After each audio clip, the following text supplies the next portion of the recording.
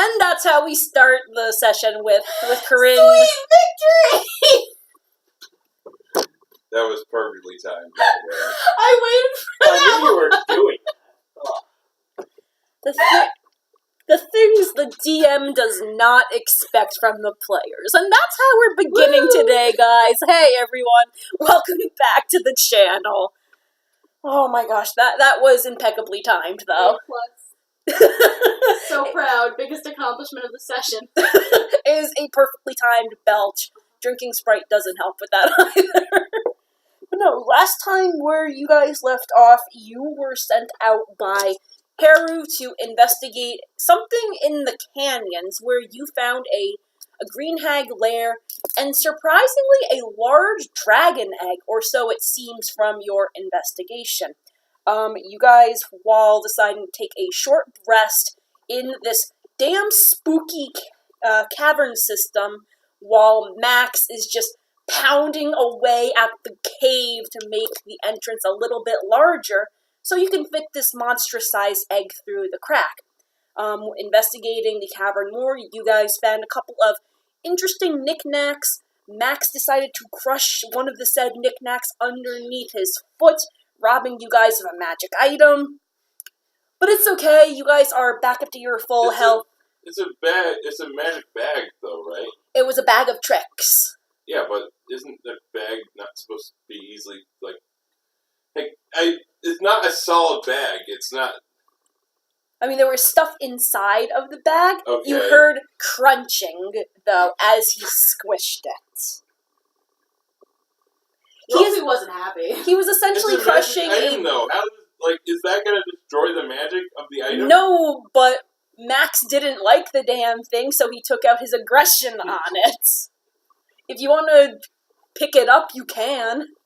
I'm going to pick it up. Okay, so add one slightly squished tan bag of tricks to your inventory. It's slightly red at the bottom. Oh, dripping. No, it's not dripping. It's just kind of, when you reach your hand into the bag, you just hear angry skittering inside of it. I don't reach into the bag. Okay, you don't reach into the bag. You can just, as you pick it up, just see the bottom of the bag kind of writhing a little bit, as if agitated. Alright. As if something is alive in there. Keep it closed. Please keep the bag closed.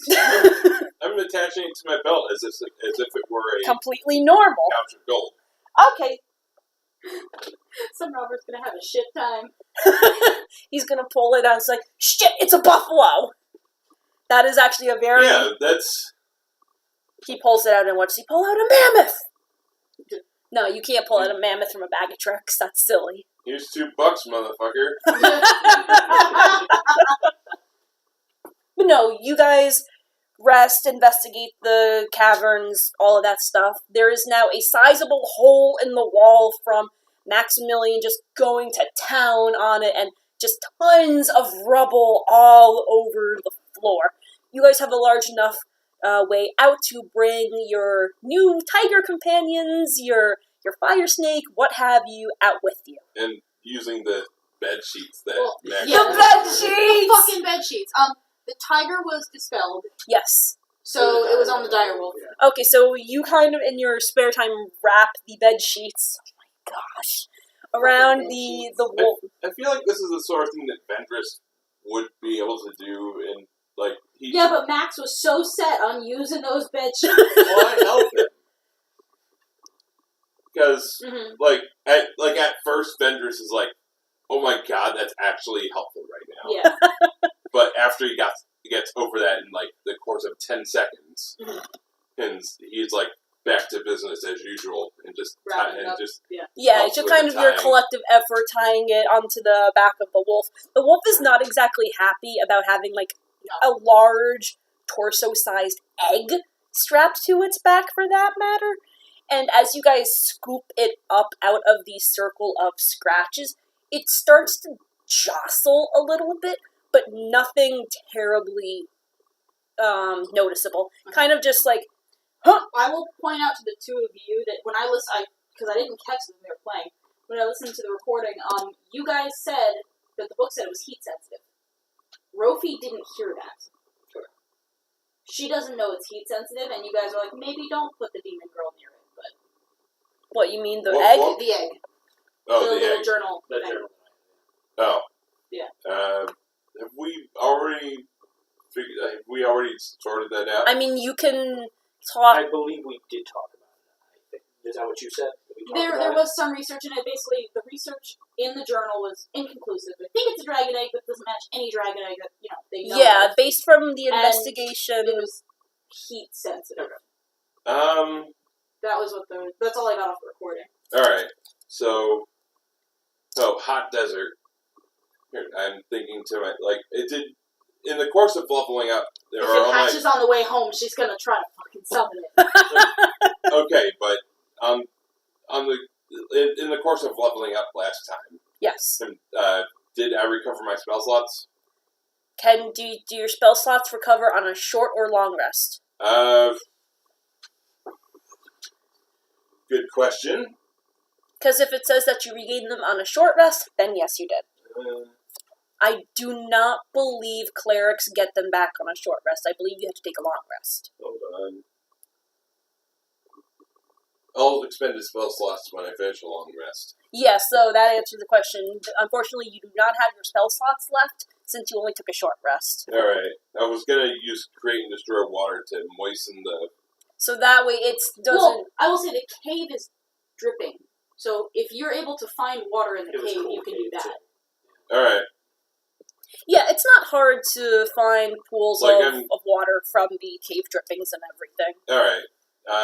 I'm going to also use that dripping water To keep the bedsheet damp for not what it's... just that, but also refill. Okay, yeah, you refill your... Is it fresh water? Yeah, it's fresh water. Okay. No, it's salt water. It's mineral water. La-ti-da. It's still drinkable. You won't get cave cancer from it. Oh no? No, you won't get cave cancer from it. Amon got cave cancer from that once. Oh gosh, you'll be fine. I'm not. You guys will not get sick from. You guys will not get sick from drinking this water. Okay.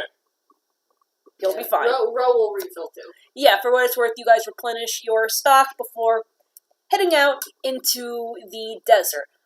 It is very hot right now. You guys left relatively early in the day to avoid the worst of the heat, but now it is very noticeable. Ro, you can notice that it's a direwolf you have out now, right? You can notice that he makes audible yelping sounds from the hot sand underneath his feet.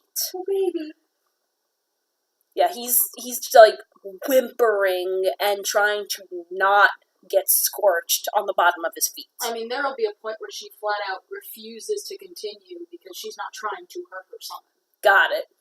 Like she'll be like, no, we're not moving until. Granted, you do still have camels, so. Well, then the camels can carry it, but she's not going to put the direwolf through it. Like, once it reaches whimpering point, she'll be like, no. Okay, so once about 30 minutes into the trek, the direwolf just kind of is just shuddering from pain from the heat under his paws. Have you walked barefoot on hot sand? Oh yeah, no, I know the feeling. That's why she's going to refuse. Vendress has. Yeah, you have probably. It's unpleasant. So I'm guessing that at the point that the direwolf starts to act up from it, you reposition and put the dragon egg on top of one of the camels? Yeah, and she will dispel the direwolf. Okay. Okay, Vendress was about to suggest that. Yeah, she's not keeping it on the sand if the sand is actively causing it, like, pain. Yeah, the direwolf, if you check the bottom of its paws, you can see that there's blisters on its feet. She'll dump some of the water on its feet, too. There's a loud hiss as the water almost instantly evaporates. That is fucking warm. Yeah, it shouldn't have paws. It's a desert heat. It shouldn't have paws at this point. Granted, tieflings also should not exist either, but technicalities. Well, yeah, she will deal with it as medically as she can, which is dump water on it and then dispel it because she's not putting her through that. Yeah, it just kind of pops. You guys just see a dire wolf just disappear out of thin air with an audible popping sound. Just, And smoke. yeah, there's a little bit of smoke. Mostly it's residual heat from where it was, as well as a scattering of sand from the weight being alleviated. I had a different image in my head. Like the... never mind. It's like a puff of smoke and everything. Yeah. Isn't that how summons usually? Whatever.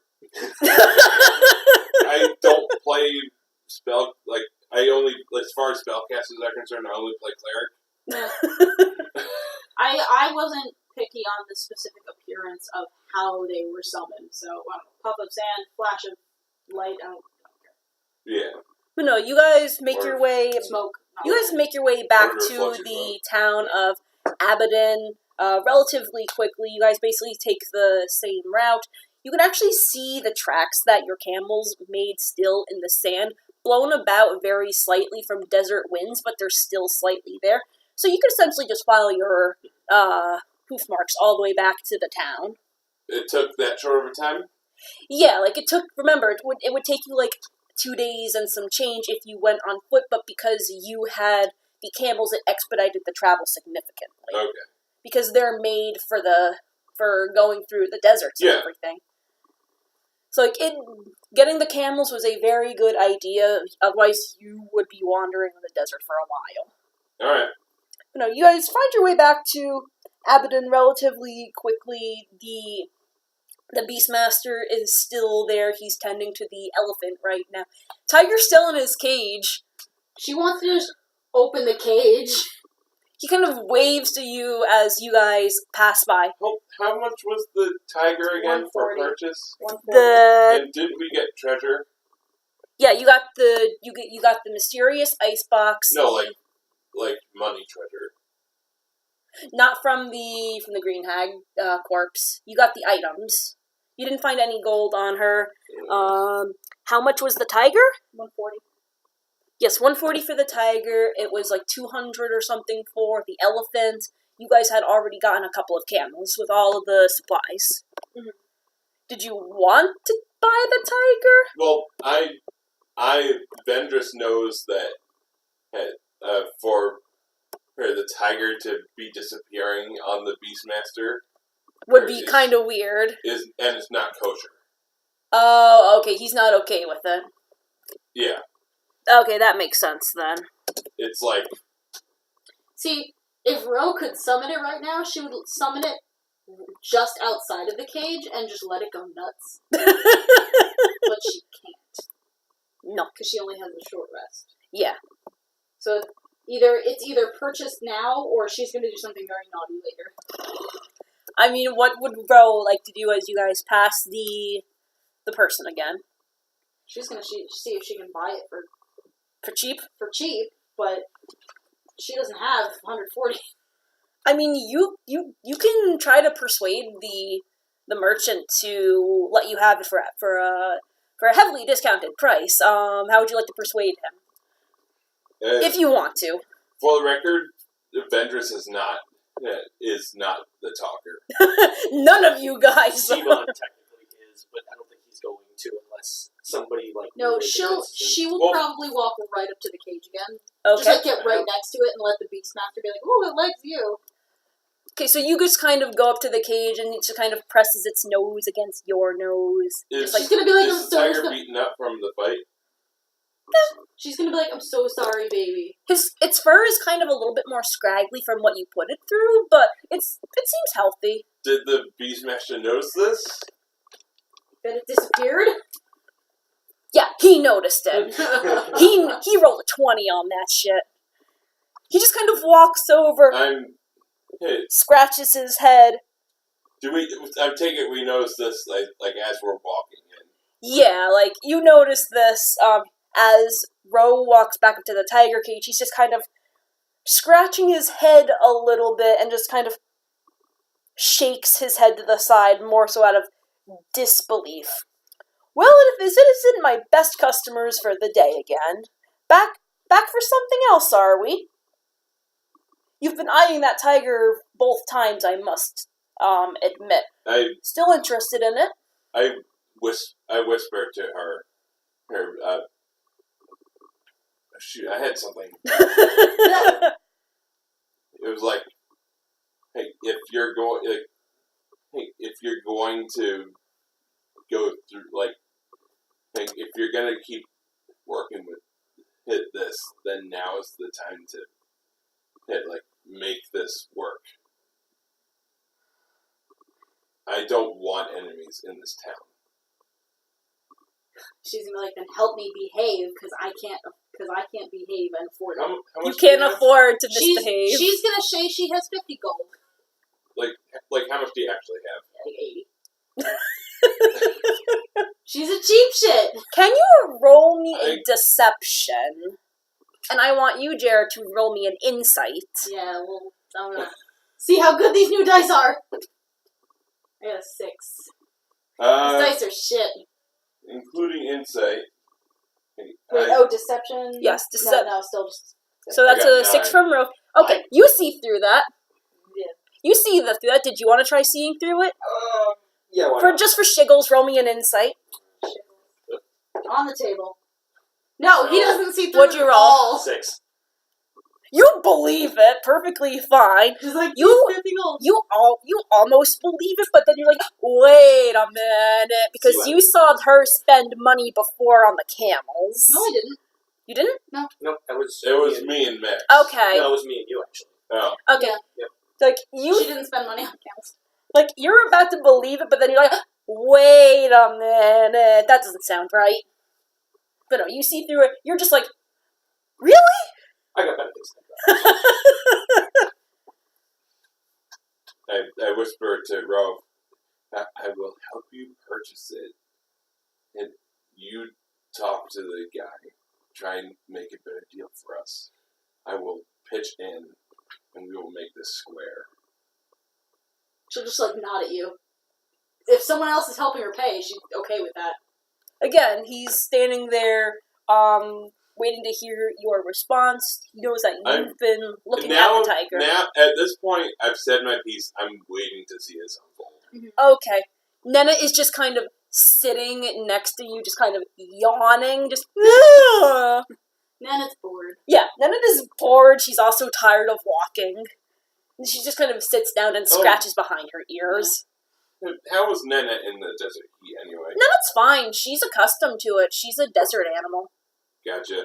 Like, she might she might be a tomb jackal, but she's still native to Tethian. Okay. Alright, do a little something like this. It's a little roughed up. Yeah, he's a bit scraggly. He's had some tough times, granted. He's a little bit worse for wear now that I take a look at him. You don't know anything about magic, do you? He disappeared before. Out of nowhere. He disappeared.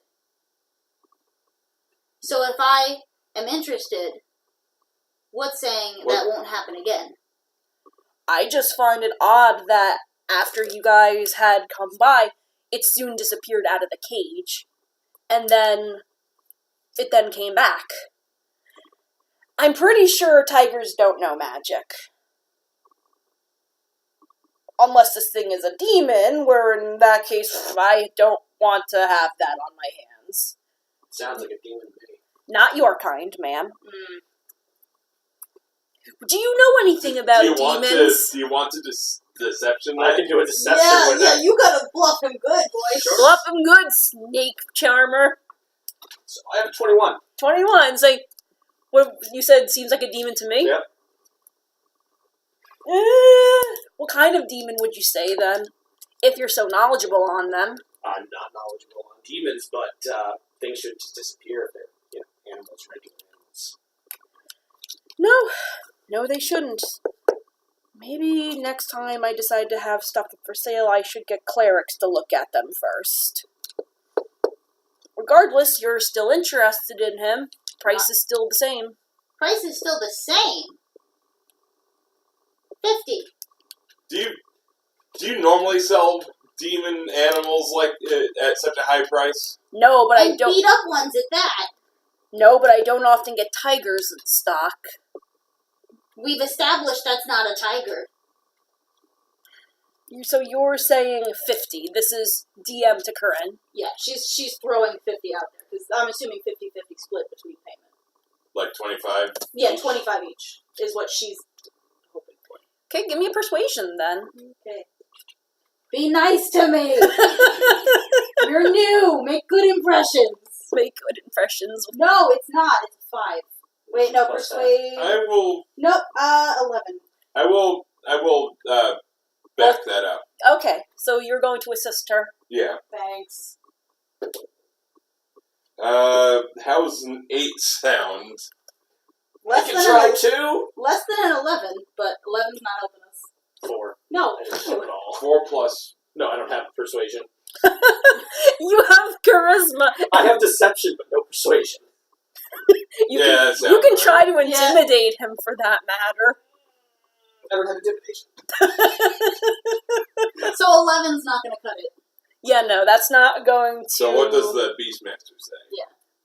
My price still stands. I can maybe take 20 off. So 120? Yeah, Really? yes. Hang on. Y'all didn't roll well! I know. She's gonna go to 80. She's Okay. gonna throw 80 back. Let me see if my persuaded any better. Ho-ho! 25. So, Ro says 80. Like, what? So, you said 50 before, he said 120, now you're saying That was 80. haggling.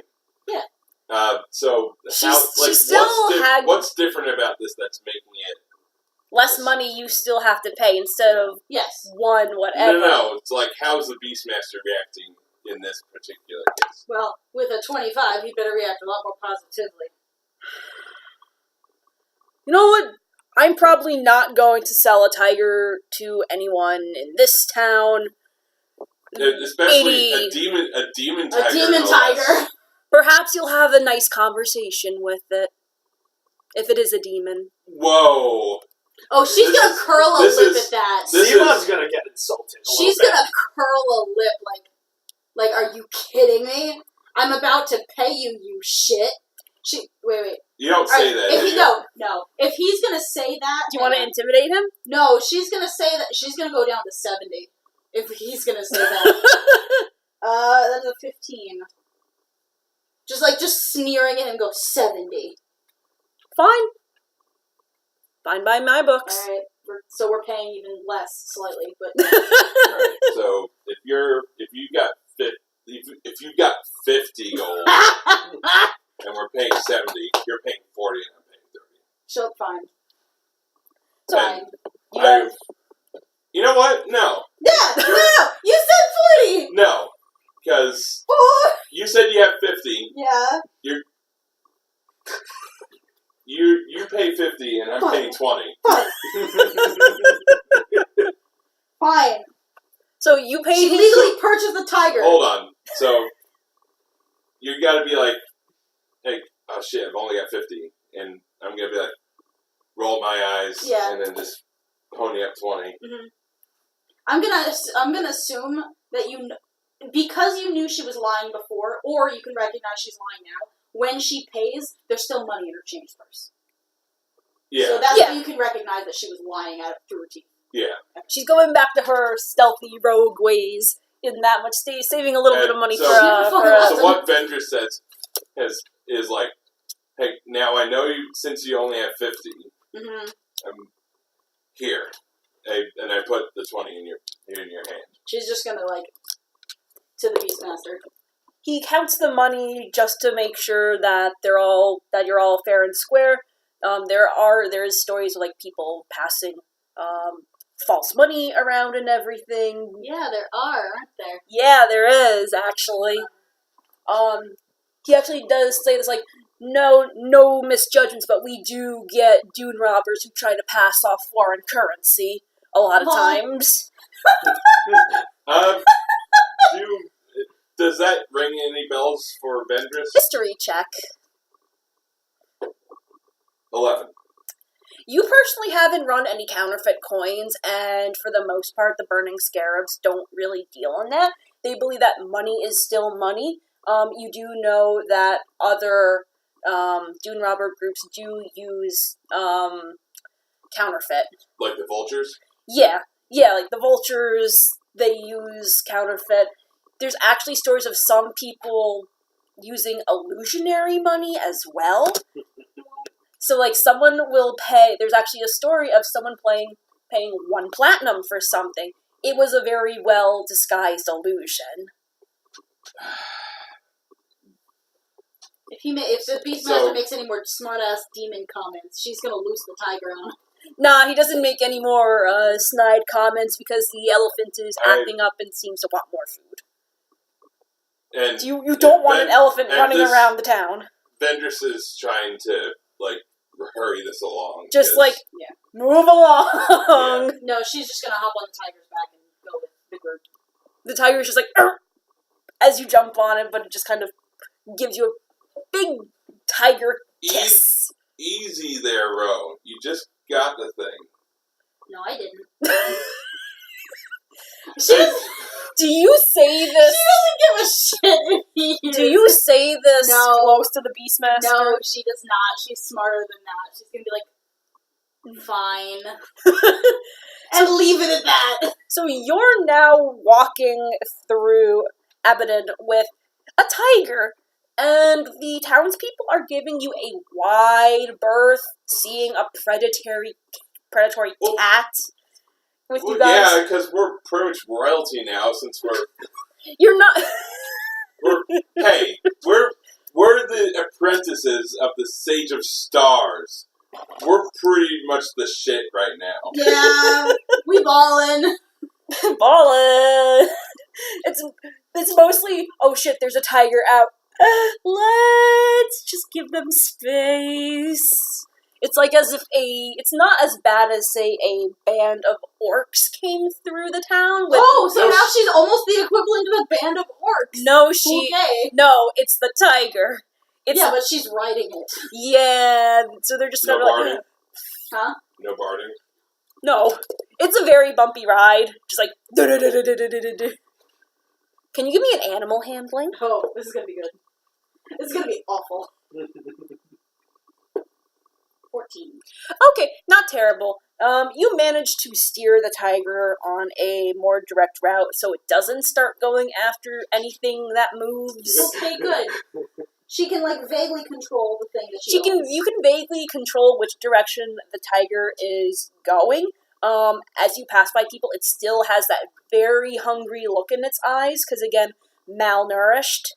Well, I mean, her first thought when they get home would be to, correct this horrible, horrible grievance that was done. We've still got get home first. We've still got the platter at You have food back. This is wonderful. Yeah. Roof over her head, bed, all the food she can eat and or feed to animals, you bet. Giant kitty? It's all good. Who's a pretty baby? You are. Fucking cat. He's a very pretty kitty. Slightly scraggly, but... How long does it take for us to get to the temple? It maybe takes... Or is it a temple? It's kind of a temple. Like the front section is, but there's buildings and everything behind it. Gotcha. So it's a complex. Like the main area is a temple, though. It's like a castle, or one of those castles where it's within those inner walls. Yeah, kind of like that, just made of sandstone, and where sand gets into every crevice, everywhere. You guys, though, make your way back. Doesn't take very much time. Abaddon isn't a very big town. Maybe takes 10-15 minutes after your encounter with the Beastmaster and everything. You go up the stairs to your luxury suite. Not really. And you immediately see one of the guys from the previous day who is taking names and asking the questions. And he just kind of stumbles back a little bit at seeing a tiger walking up the steps. As I pass him by, I'm like, yeah, that's right. Yes. Yeah. Oh, you're back with the very, very large, fluffy friend. We still got the egg, right? Yes, you still have the egg with It's you. on one of the It's on one of the Yeah, it's on one of the camels. Whoever's not carrying Max, I guess, has the egg. Well, Max is probably on one of the camels, so. Right, whoever doesn't have Max has the egg. Okay. Like, he just sees the camels. It's not so that which scares him, it's the giant tiger. Yeah. It's just like, ah! He actually makes an Ooh, the sage pig this time!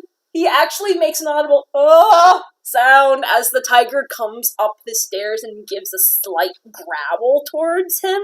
You notice that he actually drops one of the papyrus scrolls underneath his arms as he just kind of moves back away from the predator cat. I was about to make a catch, but alright.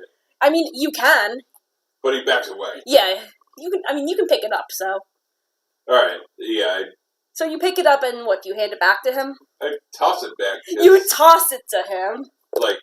All smooth. Like an underhand toss. Underhand toss. Drops everything he has trying to catch it. No, he actually catches it. He's just like, huh! Just kind of shoves it back underneath his arm quickly. Yeah. Despite being a gangly little thing, he managed to catch the thing, so... Athletics for days! Alright, so... The sage didn't expect you to be back so soon, and granted your travel was expedited, I'm guessing, from the camels, and maybe a tiger.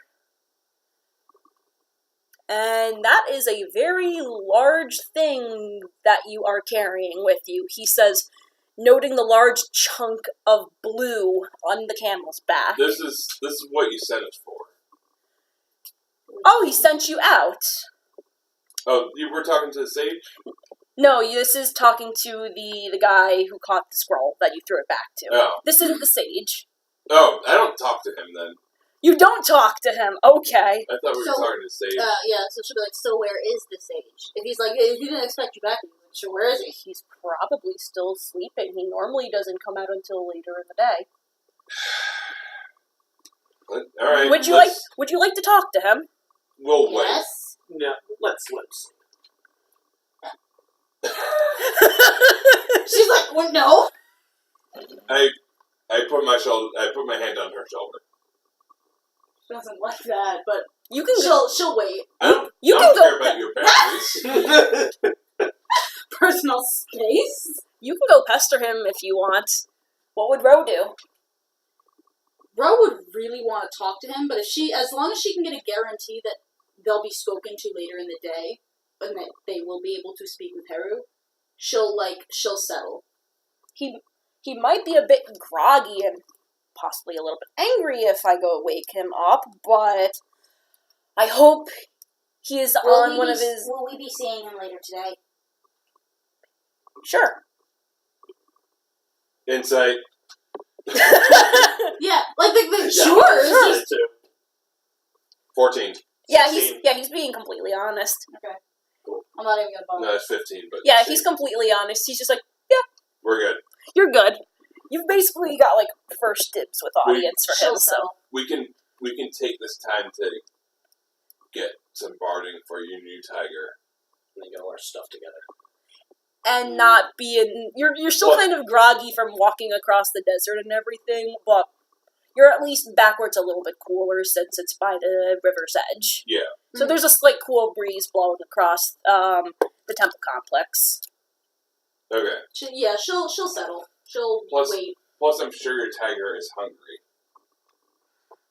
Yeah, he's just kind of looking at the advisor again with those very large, hungry eyes. I mean, she'll probably look at the tiger, then look at the advisor and just smile.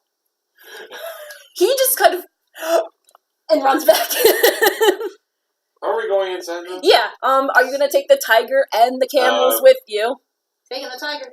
Okay, you want to take the tiger Taking with the tiger. you? I'm going to take the unload the camels. Okay. And tie them up to... I'm Well, sure there's got to be some kind of stable. Yeah, there's a stable hand who comes over to take the camels. I whistle him over. Yeah, he comes over, sees that you have two camels, one with a very large thing on its back. He doesn't ask questions or anything. I take the... Is is the egg that I know It's- is an egg and not anyone else Yeah. heavy? Oh yeah, is heavy. You actually have. Can you give me a strength check? Are you helping the guy with the egg, or are you just? I'm getting Max because Yeah. Max. because Max will do it. you know. Hey, Oh, I'm not if blaming it's you. if it's not us, no one touches it. That's Okay. fair. Okay, so you want to take it off of the camel before the stable hand. Yeah, we're like before I even call a stable hand over. Actually, Okay, so give me a strength check then. with Max. Okay. Straight strength. Yeah. Okay, 17. Okay, you guys using your combined strength gingerly take this very heavy egg off of the camel. The camel just kind of brays as you do, because again, very large amount of weight being taken off. Just Okay, so yeah, you we're guys still have holding the egg. yes, I with the bed sheets. I whistle the like the bed sheets are even covering Yeah. it, so no one knows what it is. Yeah, they just see a very large Objects. orb. So now, I talked to Saban. Yeah. Make sure the camels are taken care of. Yep. So you Max and I are gonna bring this to our room. Yeah, you guys bring it back, and it's not hard to find your room since you guys know the layout well enough from the entrance way. And you put the egg back down. Do you put in our room? Yeah. Do you guys put it on the floor? Do you put it on the table?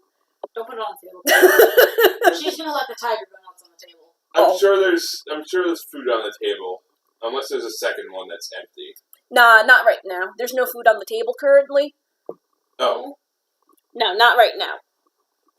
okay. You could probably go to the kitchens to go get the tiger food. Oh, She'll bring the damn tiger with her. Oh goodness.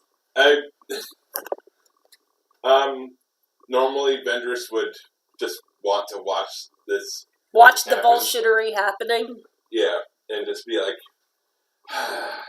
Well, But- it's either she takes the tiger with her, where she can see and control it, or she leaves it unattended and goes to get the food herself. So this is also where her thought process is. you do you. Okay. It's significantly harder to control a malnourished tiger than it is an imp. It's significantly harder to take control of a predatory creature. Well, leaving it unattended also sounds like a very bad idea. What would Ro do? Not leave it unattended. Okay, so you stay by your tiger's side. Alright, Max Maybe she can send you down to the kitchen to do it. send the snake man to go persuade some people to get food. You have a very high I do have a charisma. very high charisma. Okay. So you in the meantime, yes. I think now is when. So, while we're carrying the egg Yes. to our room, Mhm. But I know this is a bit retroactive, but No, that's fine. Yeah, continue your thought. so I talked to Max. Yes. You know how to swing that? Was it a great sword? That was a hammer. Was it? was- The giant weapon that he uses Yeah. precisely. You're good. Yes, I can use it well. His voice booms, by the way, very loudly.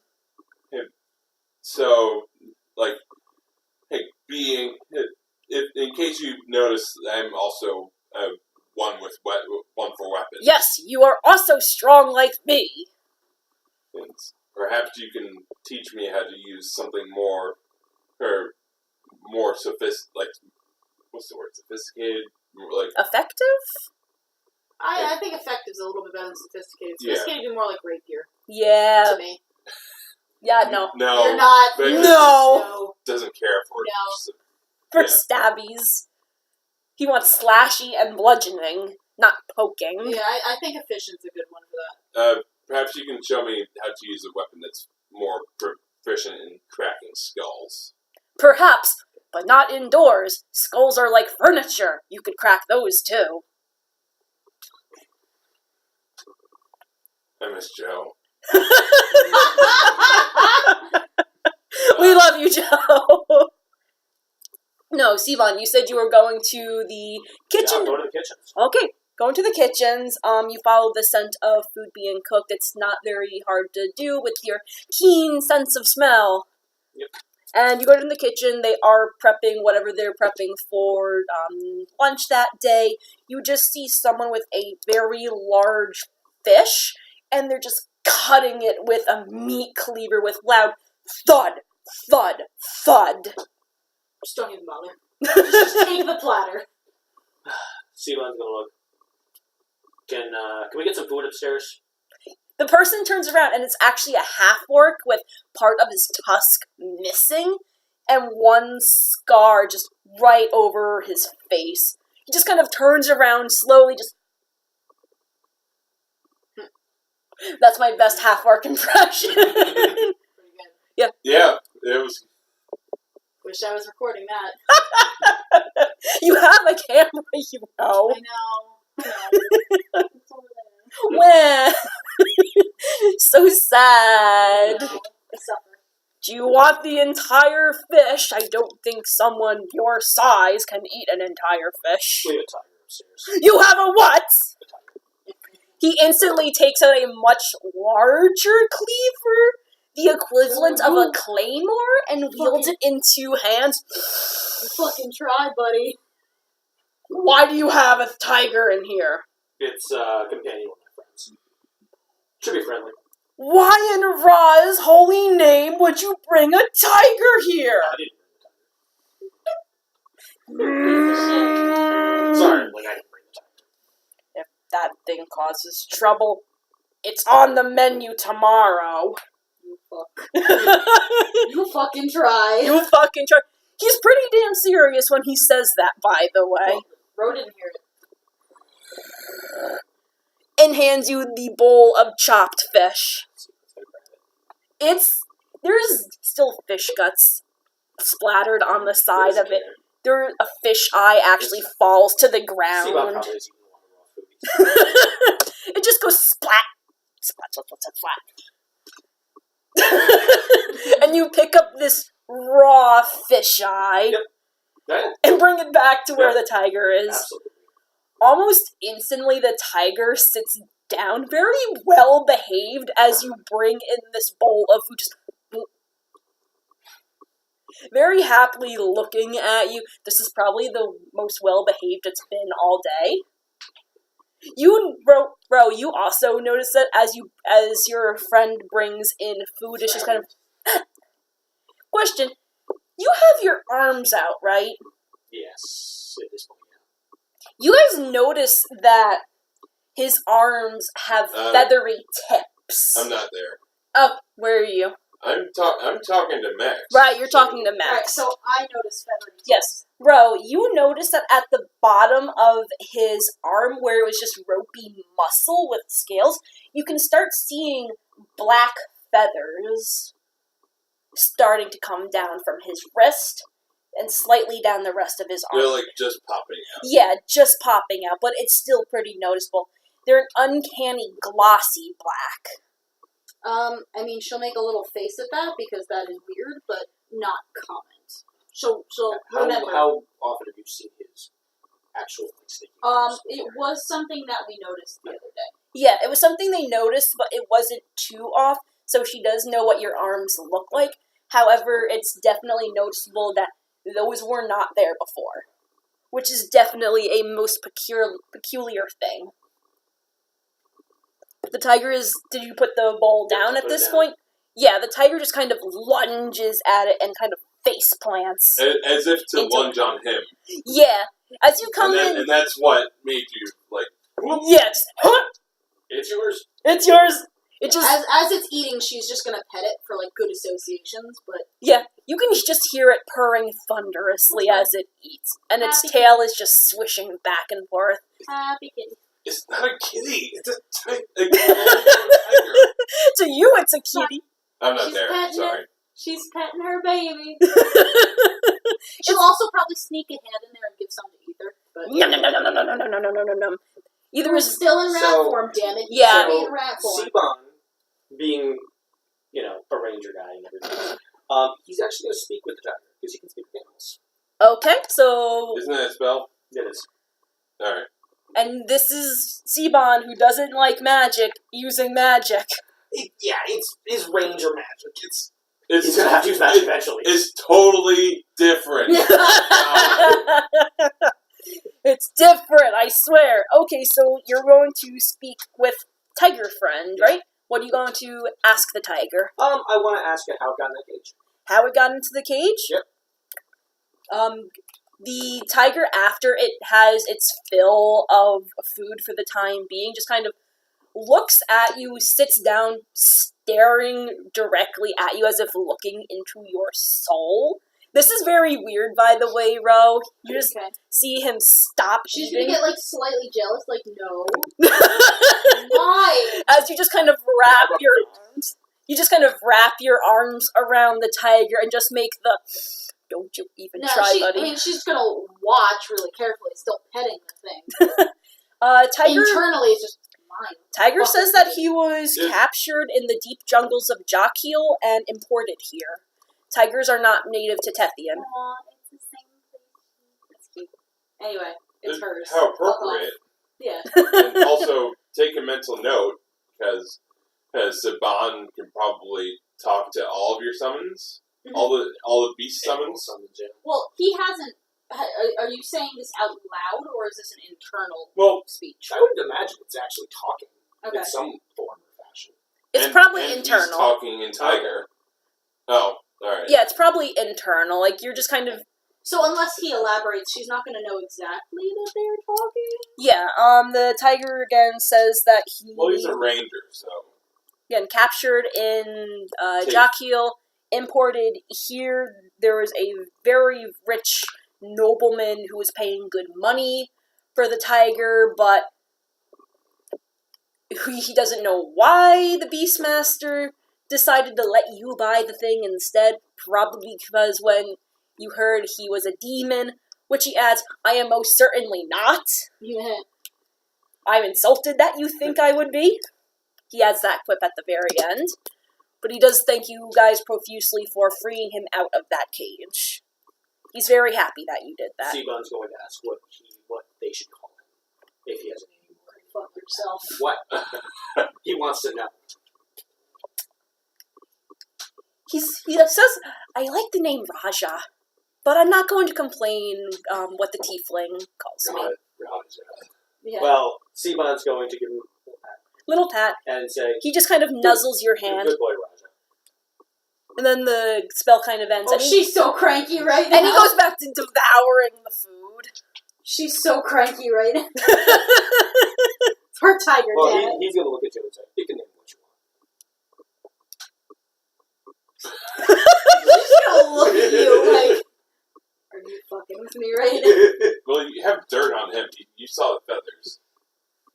But, yeah, she's not gonna bring that out, but she is cranky as shit. It's a possessive thing. She's very jealous. The tiger, after eating all of the fish, just kind of looks up and just, no, Mom. It basically has the, no, Mommy, don't be angry look. And just kind of puts his very large head in your lap, just... Right, that'll make her feel better. Because big kitty eyes. Are you just, grabbing him by the No, cheeks? stroking behind the ears. Okay, good, because... That's better. Yes, that's not as insulting. Just, who's your good baby? No. No, he's a very angry baby who will probably eat you. No, she's scruffing behind the ears. Yeah, that is a good thing. From where you guys are in the complex, there's plenty of windows and everything. You could also hear that there seems to be a kerfuffle of sorts outside.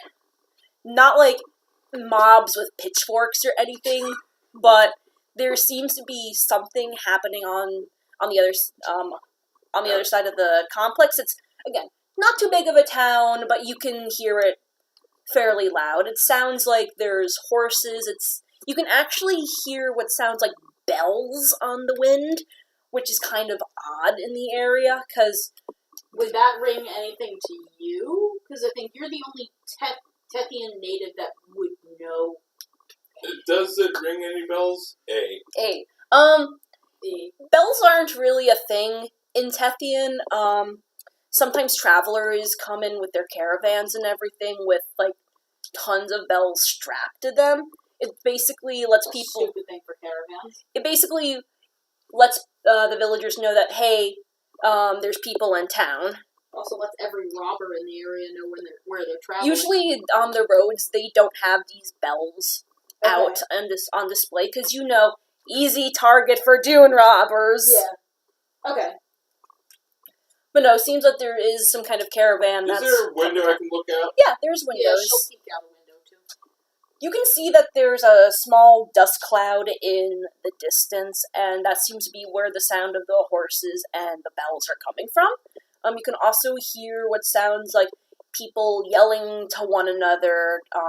Some of the villagers also seem to be approaching out of interest, or maybe just out of being wary of it. Alright. Then this is like when you're talking to Max and everything. Yeah. And, like as I'm talking to him, I just wander off at the sound of these bells. Yeah, you just kind of walk off. Max is just like, I just slowly pause mid-sentence. and just kind of, I'm gonna go over there now. Yeah. Mm-hmm. Yeah, you guys hear the sound of the bells as well, along with the sound of livestock and of people talking to one another. I'm gonna use I've got passive 16 perception. Okay. Can I perceive anything? Or is the dust cloud too? It settles after a while, and you indeed do see a train of wagons that have stationed themselves there, and there are people that are unloading various goods from it. Is this outside of town? This is, like, right on the outskirts, just, like, barely entering the town. Okay. Like, you can see that's where the caravan has stationed themselves. The one thing that gets your notice, though, are these huge barrels. Like, we're talking the size of this table in length and height. And these are heavy wooden oak barrels that takes, like, horses. That takes 6 or 7 people to take off each. There's 3 of them. The cart that they're coming off, though, looks like it would fit at least 8 barrels total. So this is not a small shipment of whatever is in these.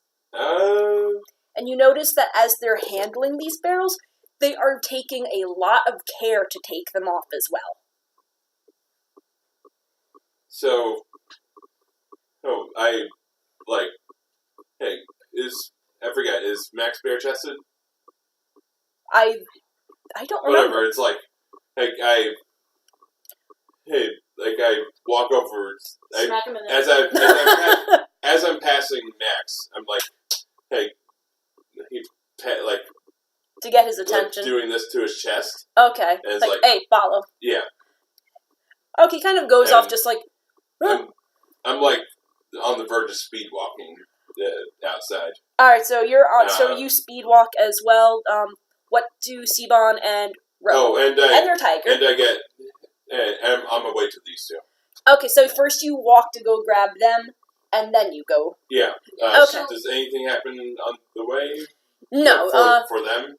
No, well, while you're talking to Max, I'm going to say that's when she was feeding the tiger and everything. Okay. You see your friend come back in with Max and Nennet at his side. Hey, there's a caravan outside. Let's go. Alright. We dropped our stuff off. We're good. We're not going to see her for a while. She'll just be like, Oh, she... you behave, baby, rest, eat the rest of the fish, and just sleep. Oh, by the way, there's a tiger in the kitchen. Okay. You see that the tiger just kind of plods over to one of the windows and just kind of finds a sunspot and lays down. She's gonna just be like, I trust you to behave. He's kind of just zonking in and out of sleep right now, which at least means he'll be behaved for now. Probably because he gorged himself on a massive fish, for that matter. Mm-hmm. Probably the first good meal that he's had in a while. Mm-hmm. You're giving him the one-up. So you guys said that you were going to investigate The strange caravan. Well, that I was. wanted to, and I'm bringing everyone with me. Okay. Yeah. Well, We have no choice. well, you guys do have a choice. You can go if you want. She'll go. Okay, Yeah. so It's a shop. Yeah. it's something. She can steal shit.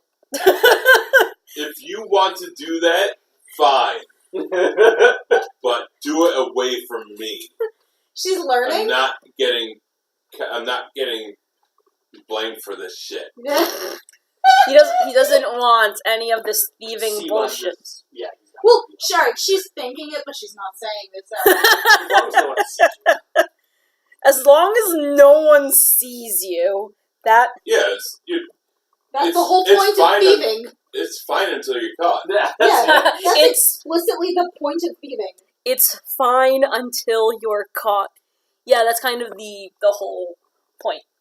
Siban, Mhm. as you are feeding the tiger and not getting your hands eaten, Mhm. you notice that Gruesome is acting a bit odd than how he normally does.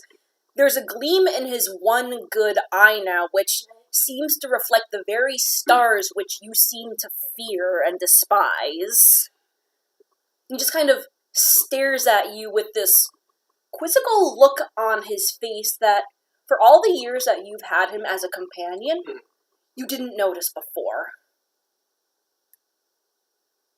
And just kind of You gonna talk with your damn bird now? and mimics as well the motion of your head, just kind of looking at you. Well, Sivan has been able to, talk with Gruesome here and there. He's going to be like in his abyssal thing. He's going to be like, Gruesome, are you okay? Quite. That's eloquent for a bird. He doesn't say this out loud. This is telepathically. Okay. Do you speak telepathically then? Telepathic abyssal? Sivan's going to. He's weirded out, I'm guessing. He's not. He's confused and a little upset and confused. I am He's twice conflicted. as confused as he is upset. He's conflicted. He's going to, try to communicate telepathically as well and go, is there something wrong with you? No? Have you changed in any way? Not sure. Oh, As he just kind of flies onto your shoulder. As he does, what's your passive perception? 14. 14? Give me a perception roll then. Less. 5. Less. Okay. You just, as he lands on your shoulder, you get a sudden shudder of cold as he lands, which quickly disappears. Okay. Are you also in the room with them or walking with them? I think this is just as I walk in to Okay. get them. Ro, can you also roll me a perception? Can I roll too? Yes, you may. Oh, passive doesn't work in this case? No. Okay. Oh, because it's not like Yeah. Crit. Okay, that's a crit from Vendress. 25. Okay, you guys notice this, not the chill that's in the air, because that's as he lands on your shoulder. You notice that his wings and his tail almost end in this faint bluish haze, like this bluish purple haze that's very The ethereal. The wings and the tail. Yeah, like as he She's flaps, looking at you like you have weird shit. like as it's when he flaps his wings that this trail comes off of him. I'm wondering if Saban's looking at Ro. Oh, and he notices Ro's reaction. Does that give Saban? Well, you see Seabon just kind of shudder as Gruesome lands on his shoulder. He doesn't seem to take note of the trailing effect. It's more so what he gets from Gruesome is a physical effect, not this ethereal trail. But he doesn't notice the ethereal. No, he does not. I But something is definitely up with Gruesome. Vendress feels like he needs to talk to Saban about this. Let me tell you Right. some shit now. Right now, I'm more interested in getting to this caravan. I can talk to him Whenever. at any moment 'Kay. about this. Ro, what is Oh. going through your mind at seeing this ethereal trail? I'm gonna guess he has some shit going on that has led to the feathers and trail because these are distinct differences than what happened before. And this is the same bird you were looking at before, and this ethereal trail thing is new. Yes. So she thinks something happened with him to lead to this weird feather growth and the ethereal flapping. She's wondering if the raven did something. Like if the raven itself had an effect on him? Yeah, like the raven's not just a raven because she has a rat that's not a rat. That's true. So, Alright. so her train of thought is, that's probably a very strange bird. Like she's drawing this connection only Well, because now. you're deceiving, you also think someone else might be deceiving. With your past and everything, and you being a summoner, you're putting these kind of She's mental hints roughly together. guessing. Okay, Obviously the real answer is it's not explicitly the bird, but that's there's what. connections. Yeah, there's weird connections between 1 and 2 to make 3. But you said that you were going to ask him about that after you're done with the caravan, correct? Yeah, probably like after hours. Okay, that makes sense. So you guys head over to the caravans, and it has attracted a decent chunk of the villagers and everything, just because, hey, new people in town seems interesting. Yeah. So as we get close, I tell Max, Ro, and Sivan, and hey, take a look around. I'm gonna talk to the caravan owner. Okay, the largest thing in the area is definitely the cart that has the 3 giant barrels on it, which you guys notice as you come closer. They're unloading the last of the barrels right now, and you can see that these things are large and have a substantial amount of weight to them. You also notice that they are made of wood, which is something not common in Tethian, because wood is very scarce in the desert. But there's just all sorts of stalls and everything that just seem to pop up. A lot of people are just selling out of their own carts and everything, putting tables out. It's very lively here, which definitely was not this busy when you guys left earlier. So, see those minis all over there? Those are the different merchants and everything. Okay, so There's so I assume this was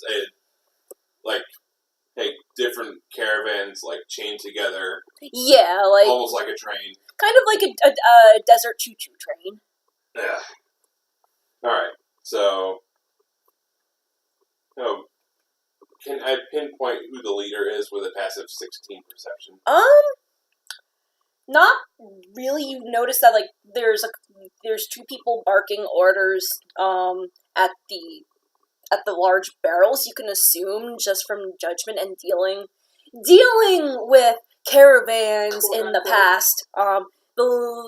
The people in charge of the caravan are probably dealing with whatever the very fragile appearing bulky items are.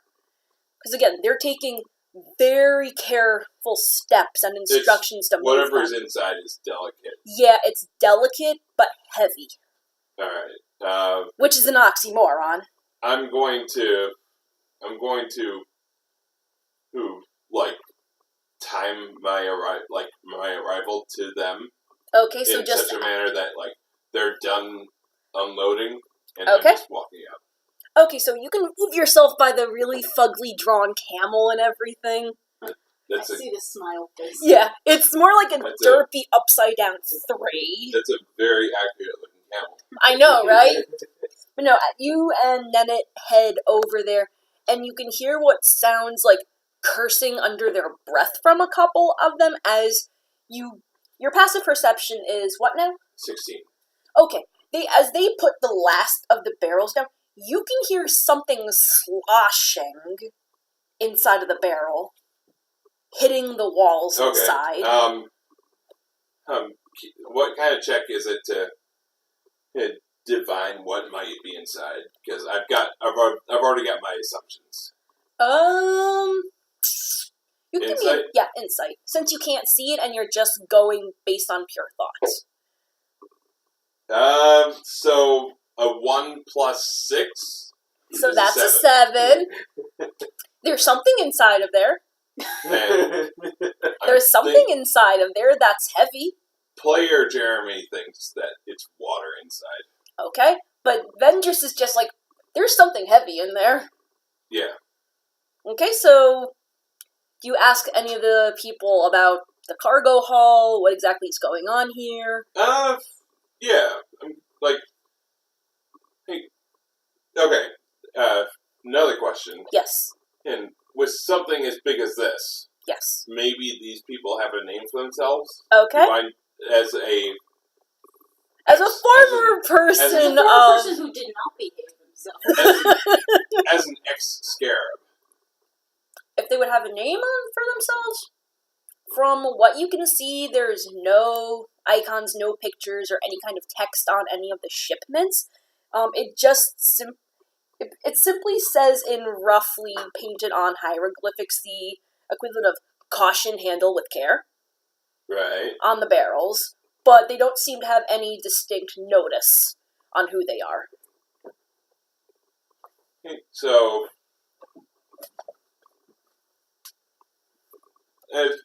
just to double check, I've got like some sort of insignia to prove Yes. that I'm a Yeah, you have servant at of the least Sage of Stars. Yes, you have you have some Yeah. you have like a brooch Which on your persons wherever you wear it is up And- to you. well, I've got a cloak Okay. and like it's like a cloak which is covering chainmail. Damn, y'all must be hot. Actually, because it's chainmail, it's actually aerodynamic. So, Okay. You go up to But them anyway. as they unload the last of these 3 large barrels. So, wow, this is like you've got a lot of You've got a lot of what's the word? You got a lot of cargo. You've got a lot of cargo going on for you guys. We'd have 4 more barrels on a good day. Four more, and looking at looking at how big these barrels are, it must be like very. I stopped myself. That's not important, actually. You can see that as you talk to one of the caravan heads, a very large group of people has begun to gather around these 3 barrels and have been excitedly talking to one another in almost like a childlike way. Hey, can I roll to determine who the head honcho is among these people? Sure. All right. 20. Okay. Not nat 20. Okay. Seems to be a human female wearing very light white robes. She wears an orange sash around her hip that has a silver Eye of Horus clasp on it. Horus. You two are around best friends. What's Horus like? Do I know I have a... Horus doesn't really have a domain. He's just known as the son of Osiris. So that's his named fame. Right.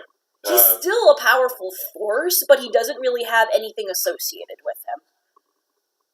Which is odd for an Egyptian god, because they have, like, deities for everything. Right, but... so, I'm, like, not pulling this lady aside, but... are you well-traveled? We're well-traveled enough to have at least 7 to 9 barrels of fresh water on us at any time. Unfortunately, because of a particular band of robbers, we only have 3 left. Robbers? Really? Well, when you're traveling through the desert, you do anything for fresh water. Yeah, I totally get that. Do you know who? No, they just seem to come out of the dunes and rob us blind. Well, Sorry to hear that. It happens. It's a caution and a very real reality when you're a merchant caravan, but at least we were able to deliver the shipment with at least 3 barrels full. Question. Yes. This is supposed to be along a river. Yes. Why is the fresh water so precious? Because the river is largely for fishing, and it's seen as almost a sacred site. Okay. There are aqueducts and resources off of the river that you can drink from, but the river itself is seen as almost a holy place in itself. Okay. It's cooler and everything, and there are water sources that you can drink from and get it from, but it's still a very precious thing. Water is life. Okay. Which sounds vaguely cult-like.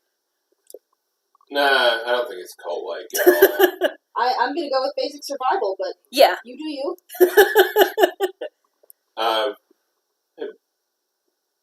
Did any of these bandits have anything that looks scarab-like on their garb?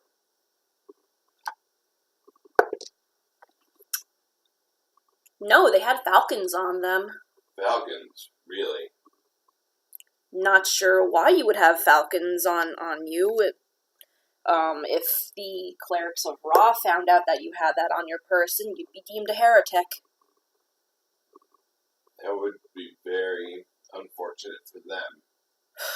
Tell me about it. You don't want to anger the sun god. No, you don't. Is there anything else you wanted to ask the caravan leader? So you said you're well-traveled. Have you been to southern Tedian? Near the corpse country? The same. We try to not go too close to there, but if we have to, we have to. Of course. One time we went as far up north as Cimmeril. That was an adventure in itself. That's great. Yeah. That's nice. Now back to what I was saying. Have you encountered any, of course there are monsters further down south that you go. There's monsters everywhere. Have any of them stuck out for you? Any monsters that have stuck out? Anything that's out of the ordinary, all of that kind of stuff. Or if not, have you heard of them? I got something. We've heard distant booms of thunder when there are no storm clouds in the area. We've seen bolts of lightning strike dunes whole and turn them into glass. Ooh. All the while, What were you doing? we were the only ones in the area. Yeah. That's the most noticeable thing that we've encountered. We've seen roaming bands of Shah, we've seen jackals, nothing... Does that fit the description of that thing? No, it does not. Your thing was basically all claws and teeth.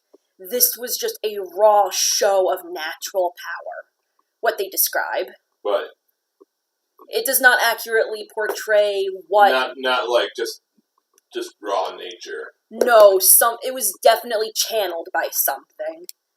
Anything natural would have, the typical thunder, storm clouds, the smell of petrichor in the air. For there to be not a single cloud in the area, that's the odd part. Have you encountered anything that... And then I go on to describe the monster that... We'll get back to you, then. Alright. We'll go to Ro. You're talking to the caravan leader. Yeah. Ro and Siban, what are you guys doing? Honestly, she's probably going to poke around if they're setting up stalls. Okay. She would browse. Is there anything in particular that she might be interested in? Something small that fits in my pocket. Anything that just, slips with a hand. The first thing she'll do is case out the place. Okay, so just kind of... See how secure they are? Yeah. Who's staffing what they're selling, so what would she see as far as wares? Okay, so you see a couple of things. For one, you see the large barrels being unloaded where Vendress went to. You see a red dragonborn unloading what seems to be baskets full of spices. You see another person unloading rugs from different countries and different areas of the country. Surprisingly, a gem cutter who is unloading a small locked box of stuff, just kind of very cautiously holding it against him. Still interesting.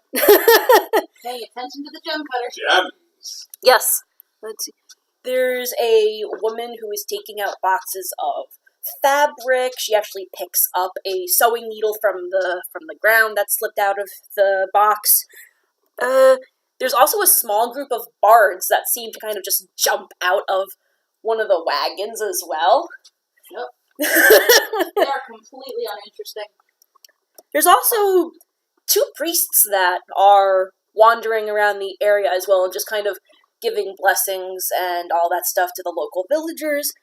And there's another woman that comes out with just glass jars full of stuff that she's balancing underneath her arms, and she's heavily veiled for that matter. She actually has a tent that she takes out and sets up, which is weird. Yeah, she'll be curious about the tent, and we'll check it out when, we'll actually enter the tent to fully examine the wares when the lady's done setting it up, because she can see everything else in open source. Yeah, there's also a fair amount of guardsmen who came with the caravan as well. That she's gonna care They're not about. heavily armed, but they do have at least 3 weapons on them each.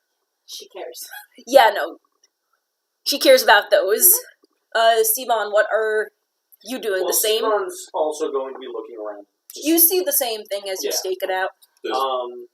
Yeah, he doesn't particularly find anything interesting. So he's probably going to walk over to where Ventress is. Okay. Kind of slowly amble over that direction. Making sure to hide your weird feather snake arms. Does Max, just to cover bases, does Max... Yeah, Max is just kind of following you around. Again, he's kind of a tourist in the area, so anything new that he hasn't seen before is of interest to him.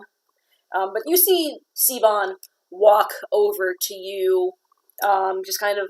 Mid-conversation. Yeah, making conversation and everything. What do you converse about? This creature has the most razor-sharp teeth and the biggest claws I've seen in a long time. You hear the tail end of his description of the monster. Oh, well, of a monster. The fact that I was the only one to get out, and I noticed You make gesture to your face. Yeah. It is but a miracle. So claws, teeth, just a nasty thing bristling with scary. Yeah. No, it's not going to be that. That's silly. You did not encounter a Tarask. That would be so silly. Tarask? I don't think they exist. How do you know? Is that exactly how she says it? No. Okay. That's not how the lady says it. She doesn't go like that. Whatever it is, it could be numerous things. You could have gotten attacked by a purple worm, but that doesn't explain the claws. Could have been a dragon for that matter, but I don't think it was a dragon. It didn't have wings. It didn't have wings, so that puts that out. Or it could have just been an unknown thing traveling north from the country of corpses. That might be a possibility as well. There's sightings all the time of weird, frightening creatures from south of Tethian that we have no idea what they are and how to categorize them. Yeah. You're lucky you survived then. Even more so, because I think Anubis was watching over me that day, because I had no map, I had no compass. Count your lucky stars and blessings for that then. Yeah. Does Sivan cringe when she says stars? He's not happy, but I don't think he's going to cringe necessarily. He's kind of like interested in the conversation because he's just going monster, unknown monsters, interesting. Sorry, and my apologies, Vendress. Now I gotta think of a name off the top of my head now. Come on, you gotta have these things ready. Well, excuse me. You tried DMing on a homebrew campaign then. Sokar. Sokar. Which is a very odd name for a female to be named, since Sokar is a god of war. Interesting. The Eye of Horus has nothing to do with her name. The Eye of Horus is simply worn as a protective amulet. It's a very common thing you find people, even Sokar. Sokar.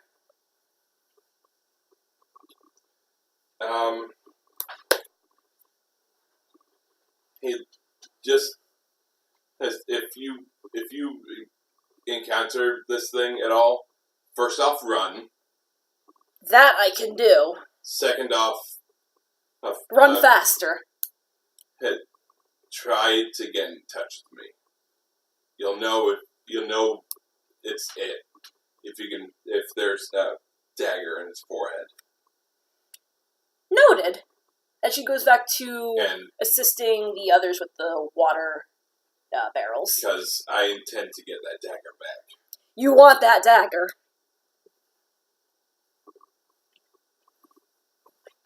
But no, you see the people And taking care of the barrels as well. hope that your time here is profitable. I hope so. With with the troubles we had to face getting here, I hope so. You can, as you are listening, you can see that very faintly on the bottom of the cart, there's actually splashes of water that is quickly evaporating. And as they move the barrels, there's again the loud sloshing sound of something inside. Do these barrels have spigots on them? Yeah, they have very small spigots on them, which are tightly corked. Yeah, like of course, like giant barrel, tiny spigot. Yeah, exactly. Okay. Because they're honored guests of the Sage of Stars, I think we're covered as far as water's concerned. Yeah, you guys are covered So that matter. I'm not interested. Yeah, you guys are covered for that matter, but again, there's like villagers clambering around these barrels, like claustrophobic for that matter. Yeah, and that makes me, like, now that I'm actually noticing how many people are getting around here, it's making me uncomfortable. Were you planning on getting some? Yeah, Rose just... Okay, let's check the place Alright. out. Sure. So, Ro, you are just looking at all of the things, seeing if there's anything shiny / able to put in your pockets for that matter. Mm-hmm. Let's see, is there anything in particular that catches your eye? Well, I think if the tent is set up, she's going to the tent, because that's the one thing she can't, She's curious to see what's inside of it, considering she can't see what's directly being sold. She's seen everything else. She's remembering the gem cutters there. Because shinies... Hey, those are easy to steal and, easy to sell. Okay. You can just kind of... Lots of cash. You can kind of put your mini over by the person. You can put your mini over by the Dryad mini, and yeah, because that's the person with the tent you were interested in. Yep. You kind of wait a little while for the tent to be set up. It's a very odd color. It's actually made of black leather. That is a sweaty tent. Yeah. Yep. It's rather cool in there. And you see a woman just kind of setting up shop in there. It's surprisingly shady and cool, very well ventilated for that matter. It's almost as if the heat has completely disappeared from inside of here. That's a wonderful AC. I know, right? It's gorgeous. There's actually 2 people inside of the tent. There's a woman and a man who look vastly different from one another. are you going to make your presence known or anything? Because as you enter, it takes a minute for your dark vision to kick in, actually. That's upsetting, but okay, her dark vision kicks Yeah, in. your dark vision does kick in after a moment or anything, as It is quite bright outside, so that's understandable. you just kind of hear a woman's voice speaking in a very thick accent about, oh, I forgot to light everything, as she just kind of waves her hands as small little orbs of light start to appear in the air to better illuminate the tent. What does she see when the tent does become illuminated, either by dark vision or by... The first thing you see are the two people. They both look elven in nature. One you can instantly notice is a dark elf in very fine, gauzy clothing. White hair, very long, tied back, bright red eyes, almost like cut rubies for that matter.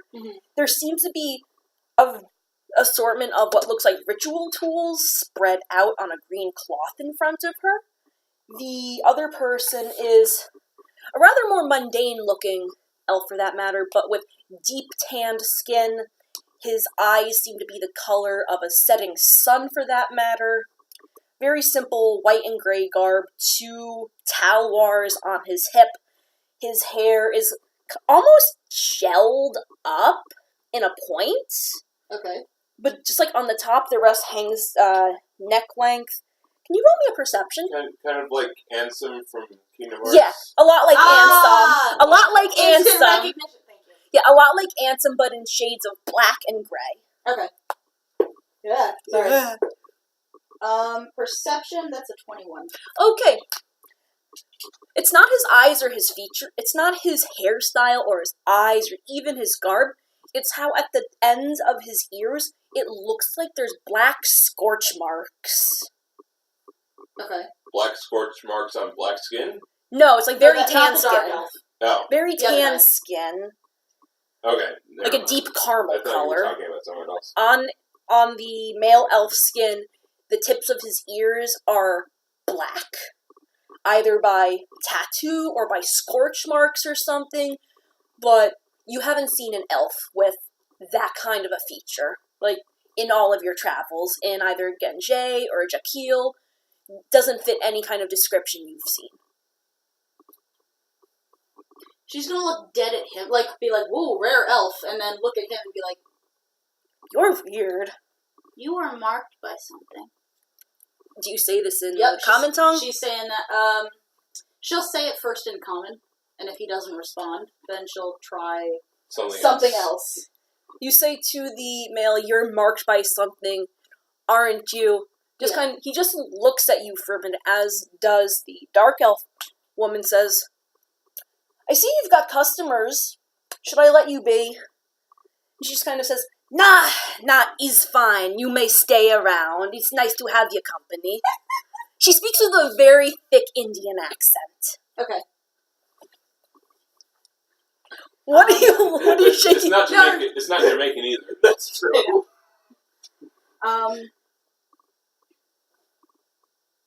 She'll kind of like just remember where she is and be like, what do you sell? What do you do here? What is this? I sell, I buy, I make coin off of those who come in. You notice that, indeed, at closer inspection, there is a wide variety of ritual and magic working stuff there. You can see blades in the jars that she stacks. You can actually see what looks like animals in formaldehyde, including a kitten. Oh, you mean like jarred animals? Yeah, like jarred animals in like embalming fluid. Like, there's 3 jars of stuff. It seems that there's a couple of cobras in one, a whole kitten in another, and something weird that looks like a 2-headed rabbit. Okay. That's just kind of... We've stepped into the freak show tent. Yeah, I think we're there. There's also bundles of, like, white sage, of copal, of stuff like that and everything. You can make the assumption that she actually sells to clerics quite a lot, which is weird considering her tent. Does she leather? Does she pick up on the cleric thing? No. I mean, she can make that assumption just based on... I'm going to assume she sells to magic users. Not clerics specifically, but this is magic shit. This is weird shit. This is This is like warlock shit right here. Yeah, this is arcane. This is warlock shit right now. I don't touch that crap. Well, she's gonna be like, she, having learned what a warlock was, like, she knows what a warlock is. She's she's gonna ping the eared fellow as a warlock. Okay, so you're making the assumption that the guy with the black pointed ears is a warlock, given to where he is, correct? Given to what she's taking it to be a mark, and the magic shit. Okay. She's gonna be like, what's your contract with to him? My contract is with this caravan. No. Okay. No, this. No contract at all. That is myself. Huh.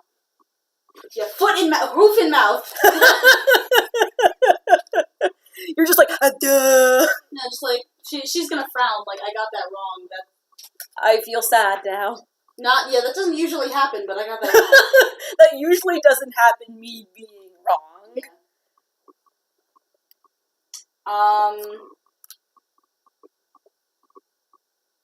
Yeah. You are an interesting character, my friend. This is the dark elf woman speaking to you. Yeah, I mean, she's like looking at the jars, but That's not for making either. Shut up! Oh my god! Are you assuming that all dark elves are Jamaican? They're not Jamaican, I swear. If Drista Arden is any indication, I imagine French. Well, that's just me. No, that's Jarlaxle, who might be French, not dressed. Is there anything that you're looking for in here today, dear? I buy, I sell, I make money on a good day. On a bad day, I have to chop someone's fingers off.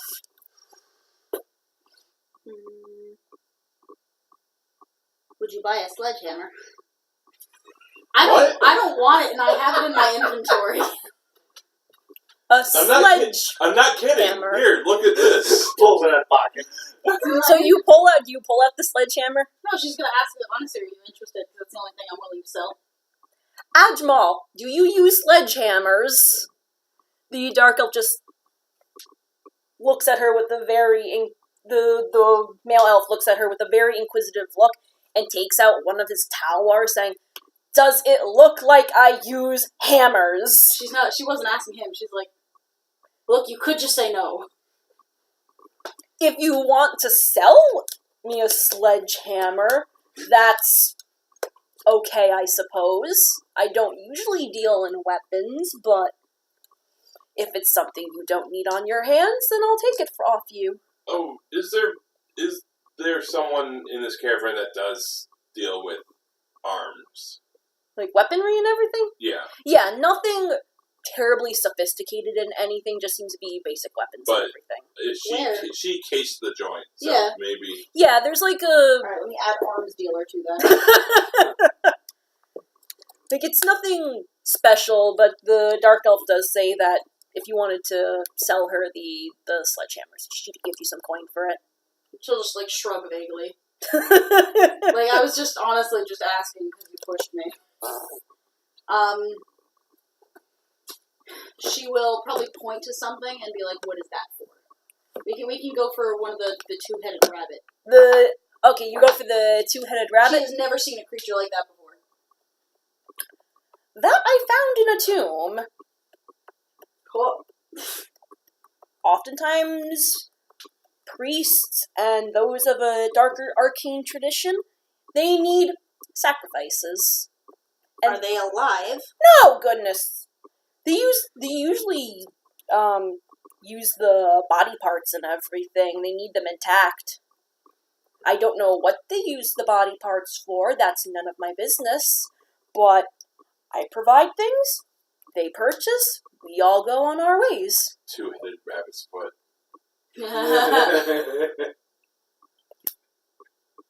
Twice the heads, double the luck. Oh my god. She'll ask, she has one last question. Yes. And then, like, the tent holds nothing else for her. Have you ever heard of the Weir? When the DM needs to open the monster manual. Sorry. It's okay. It's okay. It's fine. You're asking the woman, have you ever heard of I the Weir? imagine she's asking both of them. Well, yes. Ideally, if either one of them react, she's going to get an answer from them, but the question is more immediately directed at the woman, but very generally would be expected to be answered by the entire tent. Okay. Okay. Yes, I have, actually. What? Odd sort of a fellow. He actually answers to someone higher ranking than him. In the Archfey courts, he's actually known as just a minor nuisance. Who's higher than him? Why, you're talking about spring, summer, autumn, and winter. Is that 1 or 4? 4. The Archfey, or Aoshi as they're called in the Sylvan tongue, largely dictate the seasons. If they're having a good day, the season will be mild. If they're having one of their house feuds, well, let's just say the season lasts a little bit longer than it should. Does he answer to all 4? The Weir answers to Winter, primarily. Winter, who is known simply as Korvok, the Permafrost Heart. Sorry, it's writing. Sounds like a chill dude. Not a creature. I'm not there, I'm sorry. Anyway. Korvok is known for his mercenaries and general ill creatures such as the like. The Weir answers primarily to Korvok. He'll work with the other Archfey if the pay is large enough. Some people say he's paid primarily in souls, but I tend to not get involved with the matters of the Archfey. I just know things.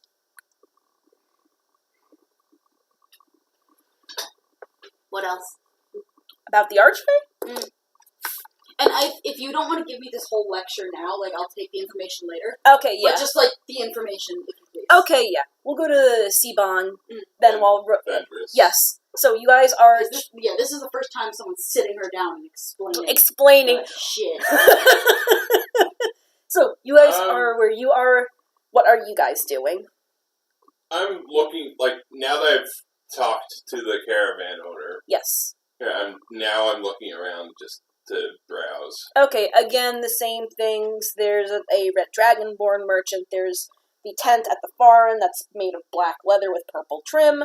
A troop of bards, a weapons dealer. I'm also looking for, not actively looking for Ro, but just wondering where the hell she went off to. Yeah.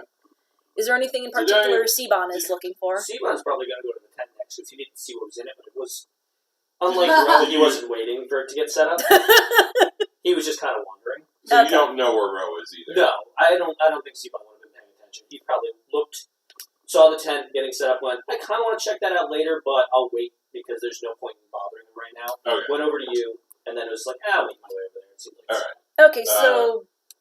yes. I'm going to the arms dealer. Okay, the weapons dealer is a dwarven man. It's nothing in particular special that he has. It's basically your standard weapon equipment in the player's handbook. Yeah, you can put it over by the Thoth-looking guy, yeah. I nod to the dwarf, silently. Okay. And then just start looking. I'm looking for a warhammer. You're looking for a warhammer. Can I have the player's handbook? DM does grabby hands. I understand that you said earlier that it's not anything special. No, they're like basic weapons and everything. They don't have any... I'm sure that there are multiple warhammers, and each one looks like it has a different stamp of quality. Yeah, they all have different stamps of quality, different regional variants to their styles, but nothing in particularly special. Any... this is going to sound so typical, but do any of them look like a war priest of Anubis would be proud to wield this?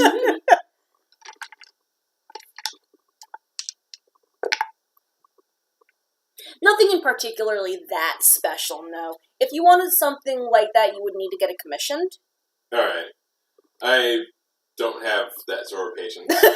You don't have that sort of patience. Well, right now I'm just looking to get trained. Once Okay. I'm proficient with using warhammers. Then you'll pick Ventress is set on that now. Okay, that's his goal right now, is to learn how to use a warhammer. Immediate.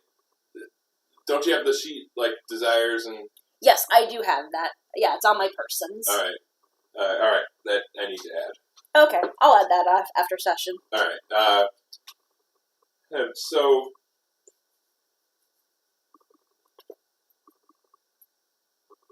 Oh, I go to the dwarf. Okay. Here, excuse me. He's definitely not from Tethian. He has a very thick northern accent. Right. Does Max... He responds back just kind of giving an approving nod, noticing that his accent is definitely from Cimmeral. Or at least the Red Wastes. Oh, then, I'm sure with him with me, that will make diplomatic things a little easier. What can I get for you today? I was looking at the warhammers. Yes, what about them? I'm interested in purchasing one, and I'm just trying to figure out which ones. I'm interested in learning how to use one. I show him my mace, and this is what I have right now, and it's rather simple, really. But I'm looking to. You would like to get an improvement in your weapons, I see. Yes. Kind of looks at you for a minute, kind of just noting your shoulder size and your stature. He says, "Wait 1 minute," and actually dives into the carts full of stuff with a loud clatter. Oh, jeez. Just kind of like a cannonball. He's enthusiastic about his stuff. You just hear metal scraping on metal as he just kind of rummaging through all of his stuff. You notice he has a lot of scars on him, by the way, probably because of this. As he just says, "Hi, I have something you might be interested." So the scars aren't for battle, but more because he's dumpster diving. Okay. His own heart full of shit. I had Yes. respect for him earlier, not so much. Those aren't battle scars. I'm not impressed. "I have something you might be interested in then, my friend." He just kind of makes his way out of the sea of metal sharpness and points with pikes everywhere, and takes out a particularly large warhammer. Just kind of, he kind of just hefts it out as he comes out of the cart full of metal. Alright. It's a little bit larger than your standard warhammer, maybe 2 or 3 inches, and definitely has a little bit more weight to it. Alright. You might be interested in this if you're looking to upgrade. Can I appraise it? Or do I have that sort of ability? You would want Rofi for that. You can try. Do I know this? I don't think you do know she's a smith. You can try. You can do an insight. Could I tell from your garb? When I first met you? Nah, not from what she's... You can give me an insight then. Alright. 1? No. 2? 2, it's a 3. So, that's a 9. Nah, It is distinctly a hammer. You can tell that it's probably worth something, but that's something you cannot identify. If you were to stop by at the stall with her again later, you'd hear her go off on all of this stuff. So you might catch it then. But I don't know this now. No, you do not. No. Alright, and I can't meta this. No, you I don't cannot. want to meta this. Yeah.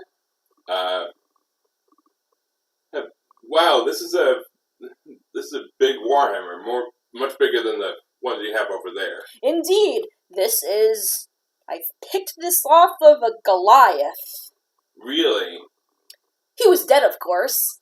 Well, He wasn't going to be using this in the afterlife. What, did he fight well? I don't know. I just found him on the side of the road. He had one of his hands chopped off. I see. May Anubis receive him well, then. Indeed, with how many... Are these merchants so open about grave robbing constantly? Like, Probably. okay. Just so I know. Well, it's not technically grave robbing if he's on the side of the road. You find supplies, you take what you can find. Okay. He just seemed that's how it is. He just seemed very proud about the fact that he looted a body. I did it. I think he cares less about it being off a body, more so that it was a nice warhammer. Yeah, that's mostly... Whatever he did with the hammer, he fought well, I could imagine, considering that he had tons of battle wounds and everything. He wasn't going to be using this where he went, obviously. Yeah, it's a nice warhammer, but I think it's too nice for what I need it for. For skull splitting? He has a point. Yeah, pretty much. If it does what you want, and does it a little bit better than what you have, I'd say that's an improvement. True, but it's such a nice warhammer. I don't want to rob this from a more suitable warrior.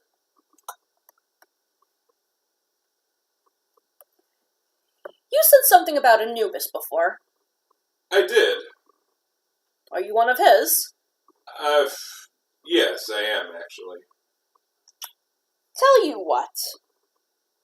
I'm willing to give you this at a discount. Do your job a little bit better in his name. Oh, he's playing the religious card. What a good salesman. What a good salesman. So, this guy's not from this area. No, he's not. Can I incite him to see if he's just saying it? Just saying it. Or if he actually means it? Yeah, sure, you can incite that shit. 16. Seems like he's just saying it, but at the same time, it does seem like he does know at least something about the religion and culture of Tethian, so he's not completely bullshitting you. He's being nice. Yeah, he's being nice. He's genuinely seeming to be nice. He might be trying to just make some quick money off of something that's been gaining sand in his cart, but...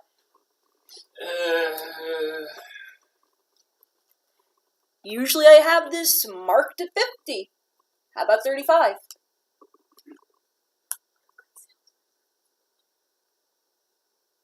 It's been adding more weight than it should, and I've had it for a couple of years now. Give me a second. I want to be fair. For the craft, I respect a good weapon, but I want to give the other weapons a fair shot. Just give me a second. Of course. And comparing the quality of the Warhammer I just looked at to the ones that are on the shelves.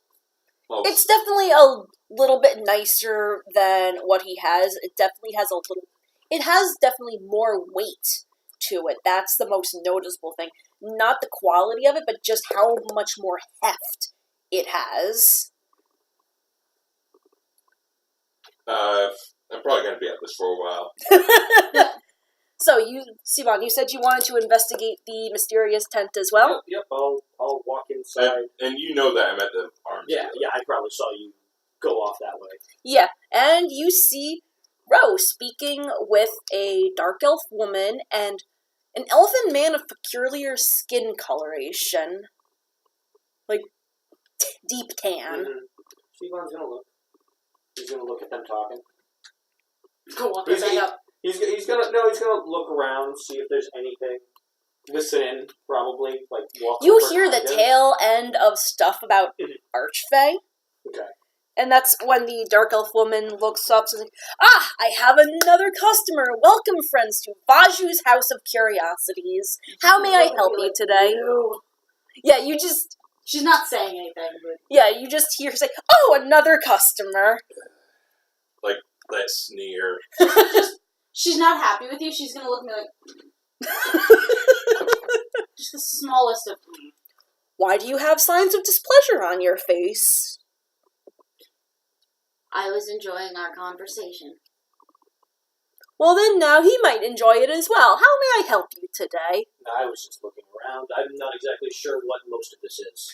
Most of it is for ritual stuff, so whether it be for clerical things or things of a much darker nature. Whoa, whoa, whoa, whoa. Lol, lol, lol, lol, lol, I'm lol. actually going to say something like, I do happen to know a cleric. Well, you might want to send him my way then. May not be a bad idea. What's No, I stretch. Oh, this is your player's handbook, correct? Yeah. There's your player's handbook. You may have it back. Vaju has no use for it. Vaju has no use for your papyrus-bound leather book. Vaju only sells in things she knows more about, not this weird paper crap. She speaks more like that. She sounds like your stereotypical Khajiit from Skyrim. I can roll with this. Roll! Oh, How much does Vaju know about this stuff? Okay, that's pretty good. You have not one but 2 marks on you. Vaju, the dark elf woman, looks deadpan at she's gonna Sebon. look at Sebon. Perhaps. You have Like as if it were me. you have stars on your face, and you have the marks of her on you. Ears are perking. Well, I'm more interested on the mark here. Can you tell me anything about that?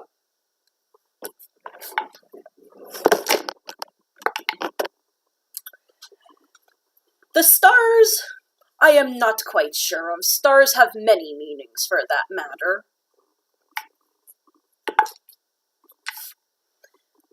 The feathers, however, you've been marked by a goddess associated with the grave. Listening. Well, a force associated with the grave.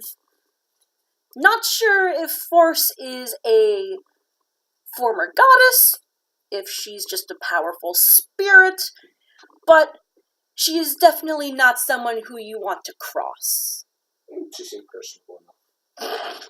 That's what they all seem like to get your soul.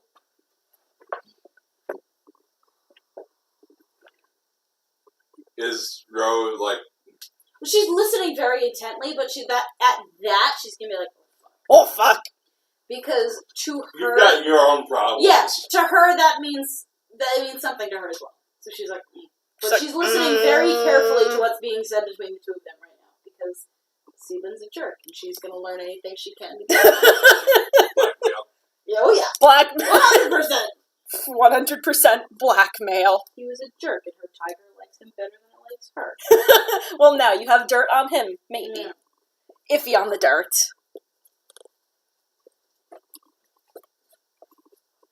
The Raven Queen is Oh, there we go.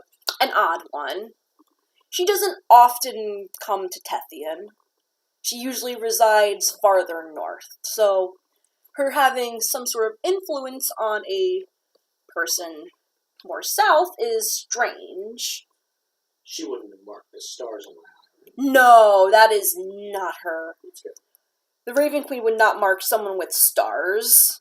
Kind of squints and looks closer at them, just kind of counting the number of edges on just kind of 2, 3, 4, 5, 6, 7. Okay. Just kind of twiddles her fingers together. I'm not sure if I would have anything that might help you, but you're more than welcome to luck. To be marked by 2 things is questionable and curious. Questionable. What does that mean? Most beings of phenomenal power usually don't try to tangle in the affairs of others. So there might be some kind of conflict between the two, arguably. Perhaps, but I'm not a person of such knowledge. Who could be? Perhaps any of the great sages up north, you might be able to delve into the mysteries that lay in Jacquiel. There's a very well-known library in Genjie that might have the answers, but I do not want to cross those oceans to get there. I am not a water person. Well, thank you very much. I'll take a look around. Can you guys actually roll me a wisdom check? Just flat wisdom. Just flat wisdom. Do we get the plus bonus? Yes, you roll your d20 plus your wisdom modifier. 17. 17 and I love that. 6. I know, right? Ding! No, mine was shit for some reason. I got a 6. As she begins talking to you, you have dark vision again, correct? Yes. You're not sure if it's your dark vision kicking in or if you're clearing something from your vision, but for a brief moment you notice that her skin takes on a vaguely orange hue, and as she's talking to you, fiddling with a bone in her fingers, you notice that her hands turn in the opposite direction that a human's should. So your hand should be facing like this. Mhm. Flip that. So her palms are facing the reverse direction. Also with the orange hue, but quickly dissipates. Would Siban have any knowledge of this? I'm gonna go with Ro was looking at Sivan and not her. Is why Okay. that was missed. You You're can still roll mad an at him. Arcana. Yeah, she's like, Arcana? Yes. 14. 14? That shit ain't natural. Okay. That shit definitely ain't natural. You've not encountered a magic. Yes, it is magic. Of course it is. Such as that, but you can notice that something is definitely off about this woman, and she's not letting on about what it is. And is Siban's gonna say? So, can I ask about the? He's gonna wobble his little snaky arm. Like, Wait, what? He's gonna wobble his snaky You arm. can't just ask people why they're orange! No, he's just gonna ask. He's just gonna ask. Like, so what's with this? So wait, you're gonna like motion your snaky arm You so can't like ask a waterbender why they're white. He just wants to know. He doesn't know anything about it. He knows magic. Alright, well, she's gonna be like, Dude. you immediately see the darker skinned elf, Ajmal, just furrow his brow and place put a hand on his sword. As you say that. oh, she's not. She's Siban is going to be like, I apologize. I don't understand the customs of this. I'm obviously not from Stupid. around here. He's obviously You're stupid. from, aren't you from Texas? Red West. He's from the Alright. Red Wastes. I am from a completely different different world thing entirely. completely. Alright. What languages do Siban and Rofi know? I know Common, Abyssal, Draconic, Infernal, and so on. Okay. Common, Infernal, Dwarven, and Thieves' Camp. Okay. Ajmal and Vaju begin to quickly talk to one another in a combination of Infernal and a language which you can't quite pick up on. It definitely does not sound anything close to Infernal or even Abyssal.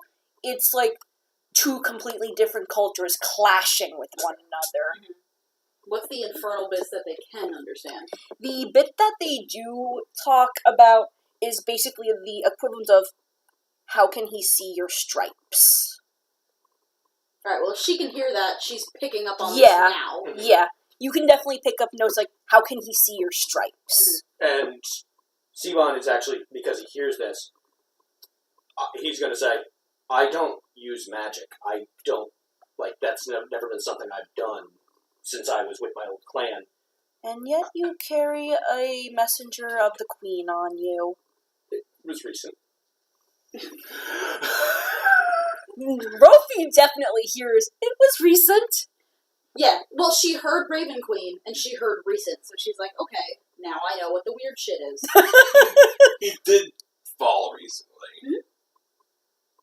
associated with the grave, Raven Queen, recent, she's like, alright, one of the 2 times that he died, he talked with whoever the Raven Queen is, and now shit's happening to him. But did you die? Almost. Almost didn't die.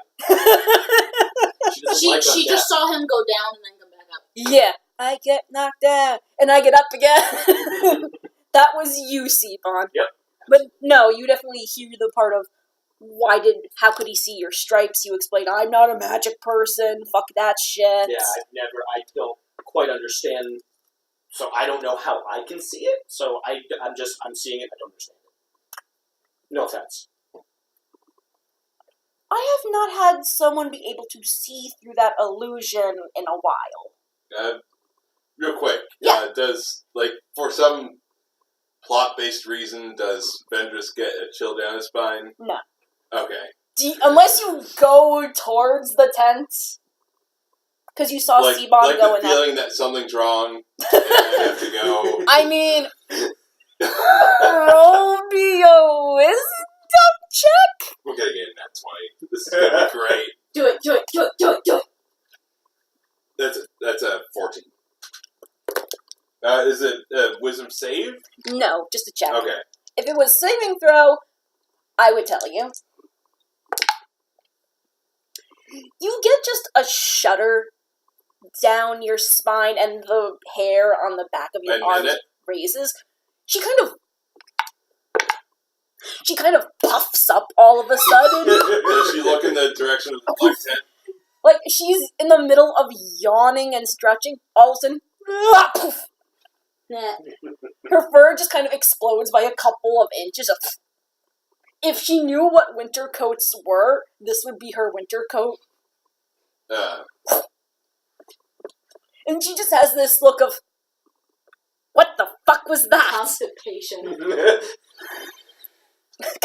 Constipation mixed with confusion. Just, what is this? Master, what happened?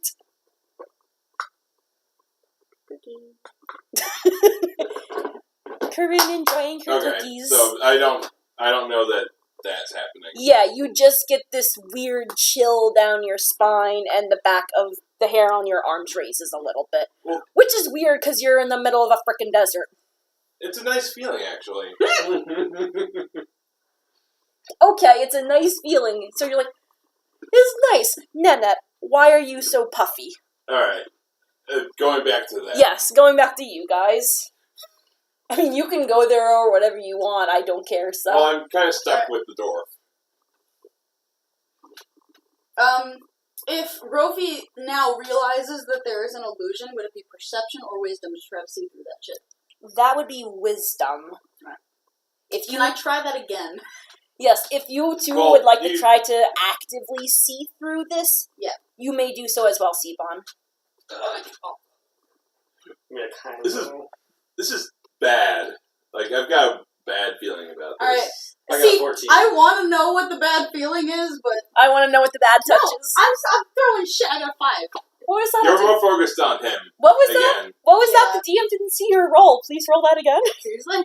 No, it's because I want you to succeed. You can roll that again. Oh, because the DM. That's why I said seriously. The DM is being nice. Please be good to me. Oh, that is a 20. Not natural, but it is a 20. Significantly better, and 14. Okay, you have an easier time since you saw the flash of orange and the fucking weird hands initially. And the word illusion was used. Yeah, that kind of tipped you guys off. She's just sitting there very nonchalantly. Ajmal has both of his swords drawn out, by the way. Not just a hand on the hilt of one, but both are actively drawn at this point. Okay, she has a hand on her dagger. Seabon does not have any weapons. He is literally holding his hands up. He does not want to deal with this shit today. He does not want to fight. He was not trying to start anything. He did not understand what he was doing. As you guys actively focus on, yes, this is an illusion, the image of her black skin fades to be replaced with bright orange fur. Not much different from your tiger summon, Rofi. Okay. She does have stripes along her face. Her features are very much like a tiger's, except you definitely now see her hands are reversed. And she handles the bone in her fingers with utmost precision. Which means, how the hell can she do that when her hands are on backwards? She still is dressed in her same garb, though. She's just a little bit more bulky in the shoulders. And you can just see that she's staring at the both of you and crunches the bone in her hand. Time to go. We're going. It is time to leave. You guys can roll me an Arcana. It's time to go. 16. 16 and... Not that, 6. Okay. Some reason the non-magic-y guy knows what this thing is after the illusion has been lifted. Vaju's a Rakshasa. Yeah, I know what that is. Oh. The fuck. Okay. Alright, so Rofi has no idea what it is, but she knows it's bad, because this is not the good. You also... And he looks spooked. Yeah, I'm definitely not happy. He's quaking in his boots. Not really, but he's like... Yeah. Oh, it's one of them. Somehow that I know. Time to go. Just gonna turn to leave. Where were you going? Just gonna turn to leave. Oh no, it is perfectly fine. I just don't have many people who are able to see through that very often. Ajmal is about the only person in the last couple of months who's been able to do that. I don't want to work for you. I'm not saying you have to. Okay. Still going to leave. Still going to leave. I wish you fair travels wherever you might be going. And she kind of smiles with a toothy grin. As the illusion reforms. Yeah, the illusion reforms and everything. Okay. Have a good day. Yeah. Thank you, bye. Thank you, bye, you're scary. That thing is very scary.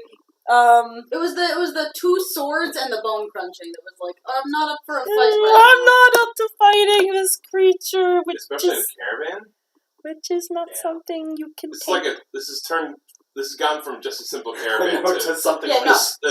the circus tent. Exactly. Out of character, you can't take them. Oh, no, of course, I don't want to. Alright. Simon, So you would I die. I don't want to die again. I mean, What would happen if she summoned her tiger?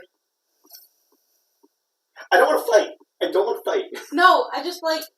I don't want to die because of your decisions. That's not knowledge for you. I'm already out of that tent. I'm out of that tent.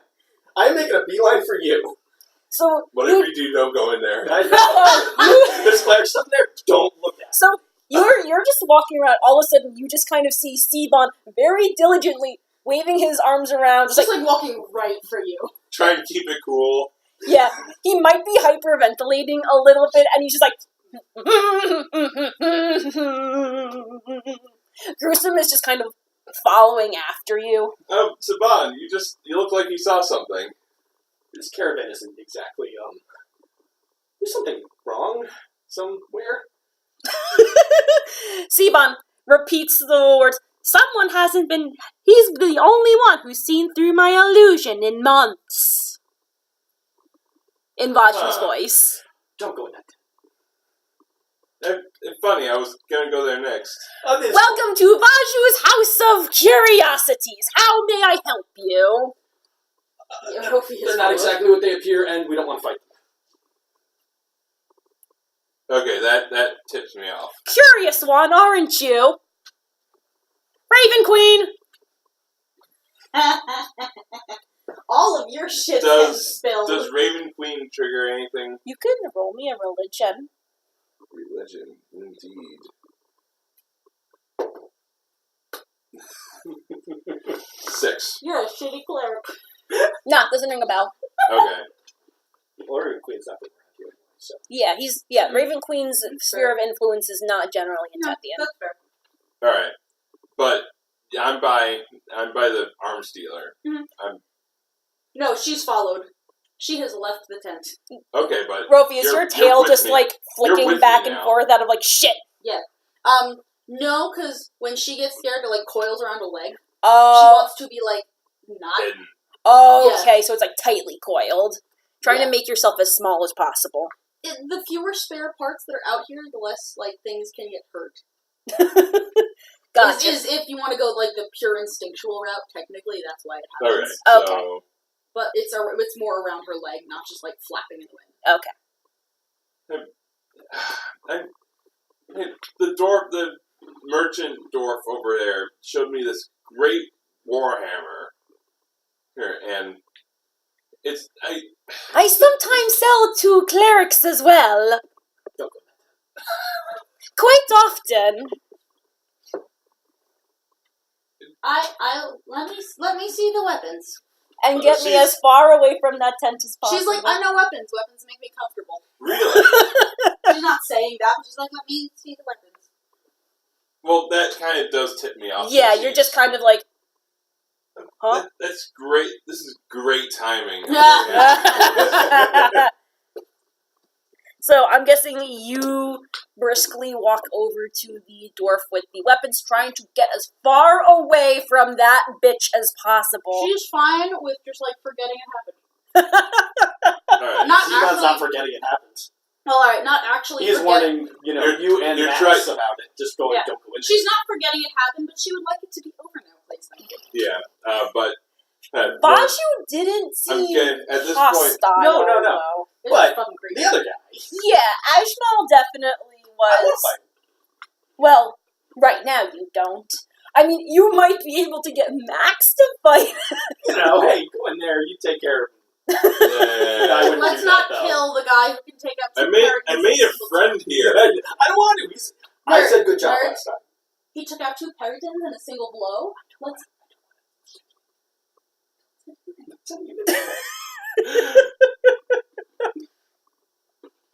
We're looking at the Warhammer. Alright, like, the fact that you guys are freaking out has Vendress more interested than ever. You can do whatever you want. I'm not playing your Alright, WWVD. let's bring What it back. would Vendress do? Let's bring it back. And then after the Warhammer, then you can decide what Vendress does. So, your expertise with weapons, or enthusiasm, I don't know. Well, I can use your help and try and find something that fits fits what I'm looking for. I can just tell you if he's overcharging. I look at the dwarf and I give him a small, a subtle smirk. Just kind of That's slowly, always- that's his always beard welcome. kind of bristles a little bit, just like, He doesn't know. he just kind of raises his hands in a... like the sort of smirk that one would have when I know I'm going to get a good deal. So, you would like to try to appraise the Warhammer, correct? That is part of Like, the metal work not- background. Not just the Warhammer that the dwarf showed me, but the ones that are on the shelves. Well, in the dumpster bin. Sure. Okay, you can do an insight on them with advantage. Okay. That is garbage. Yeah, but alright, that was a 9 for that one. Let me try again. Was that 9 total, or...? 9 total. Okay. Yeah, it was a shit roll. Okay, you do have advantage, so you would take the higher one. Yeah. Pray it's not a 1. That is so much better. That is a 21. Okay, so this is just on his wares in general, the Warhammer, what have you. The Warhammer specific. Okay, give me the player's handbook again, because I need to see the price of an average Warhammer. The one that he offered me was 50 gold. He said he discounted to 35. I have no But idea. you don't know that. Yeah, I have no idea what he quoted you. At all. Okay. If your mentor made something like this in his shop, with his personality and everything, he'd probably charge 80 for it. Because he has... Your mentor has made similar things in a different style, and when he does, he gets reports that it does a lot more skull-crushing Okay. when it hits Okay. what you're trying to hit.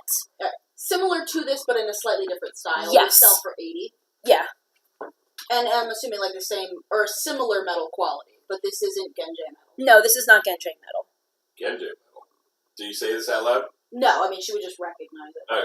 Yeah, just from like the heft of it, the coloration of it, from when it's in the forge, this is definitely not the same kind of metal. She'll like, oh, that's heavy. Okay. Yeah, you just see her just kind of go purple in the face, so like, Had to see it. She does have 14 strength, so it's not like she's. it's still pretty heavy though. Yeah, like it's not. I'm not gonna go purple, but this is not something that I'm wielding. Yeah, no. Oh, What did- how heavy is it for me in comparison? It's easier for you to lift it. Max probably could lift it with one hand if you wanted to. Well, no kidding. Max could lift one of us with one hand if he wanted to. If you trained proper in Warhammer, you could probably lift this thing a lot easier. All right, The training would definitely be to accommodate for how heavy it is. like, and I'm explaining to Ro that I feel like this Warhammer that the dwarf showed me is too nice for a cleric of Anubis. What did he quote you? He said he normally sells it at 50, but offered it at 35. It's fair. I could sell it for more. She's just gonna flat out just be like, I could sell it for more. All right, You asked her to appraise it. She's like, all right, that's a good price.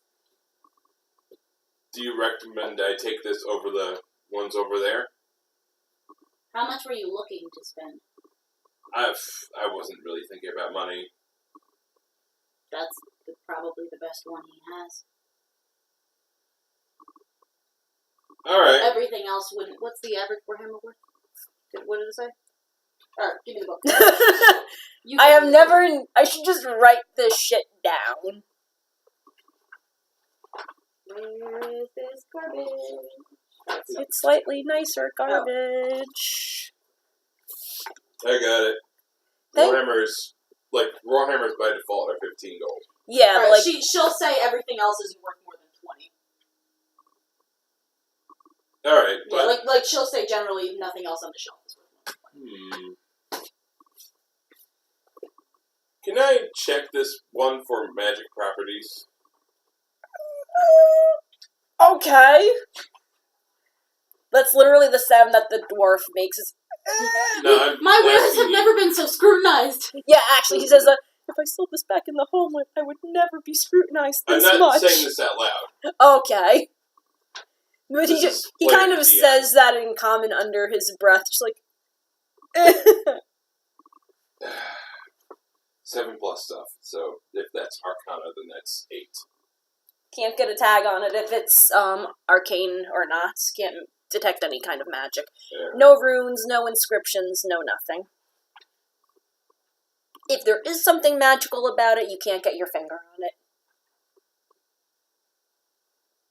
That being said, if it's not innately magical in nature, you could always get it inscribed with something to make it so. It's just not his craft to do that. Right. Oh, it is a nice Warhammer. Yes, yes it is. It's nicer quality and does more skull smashing. You know what?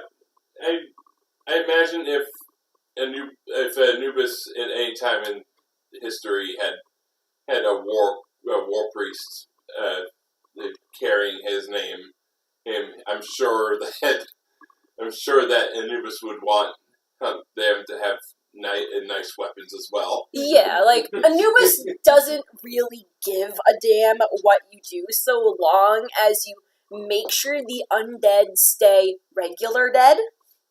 I'll buy it. 35. Fantastic! He says, and just kind of gives that to you. He's like, do you want this wrapped up or no? Delivery, please. Do you do delivery? I can. I have stubby legs, but I can. Also, holding metal in the sun is also very hot. Oh, right. Yeah.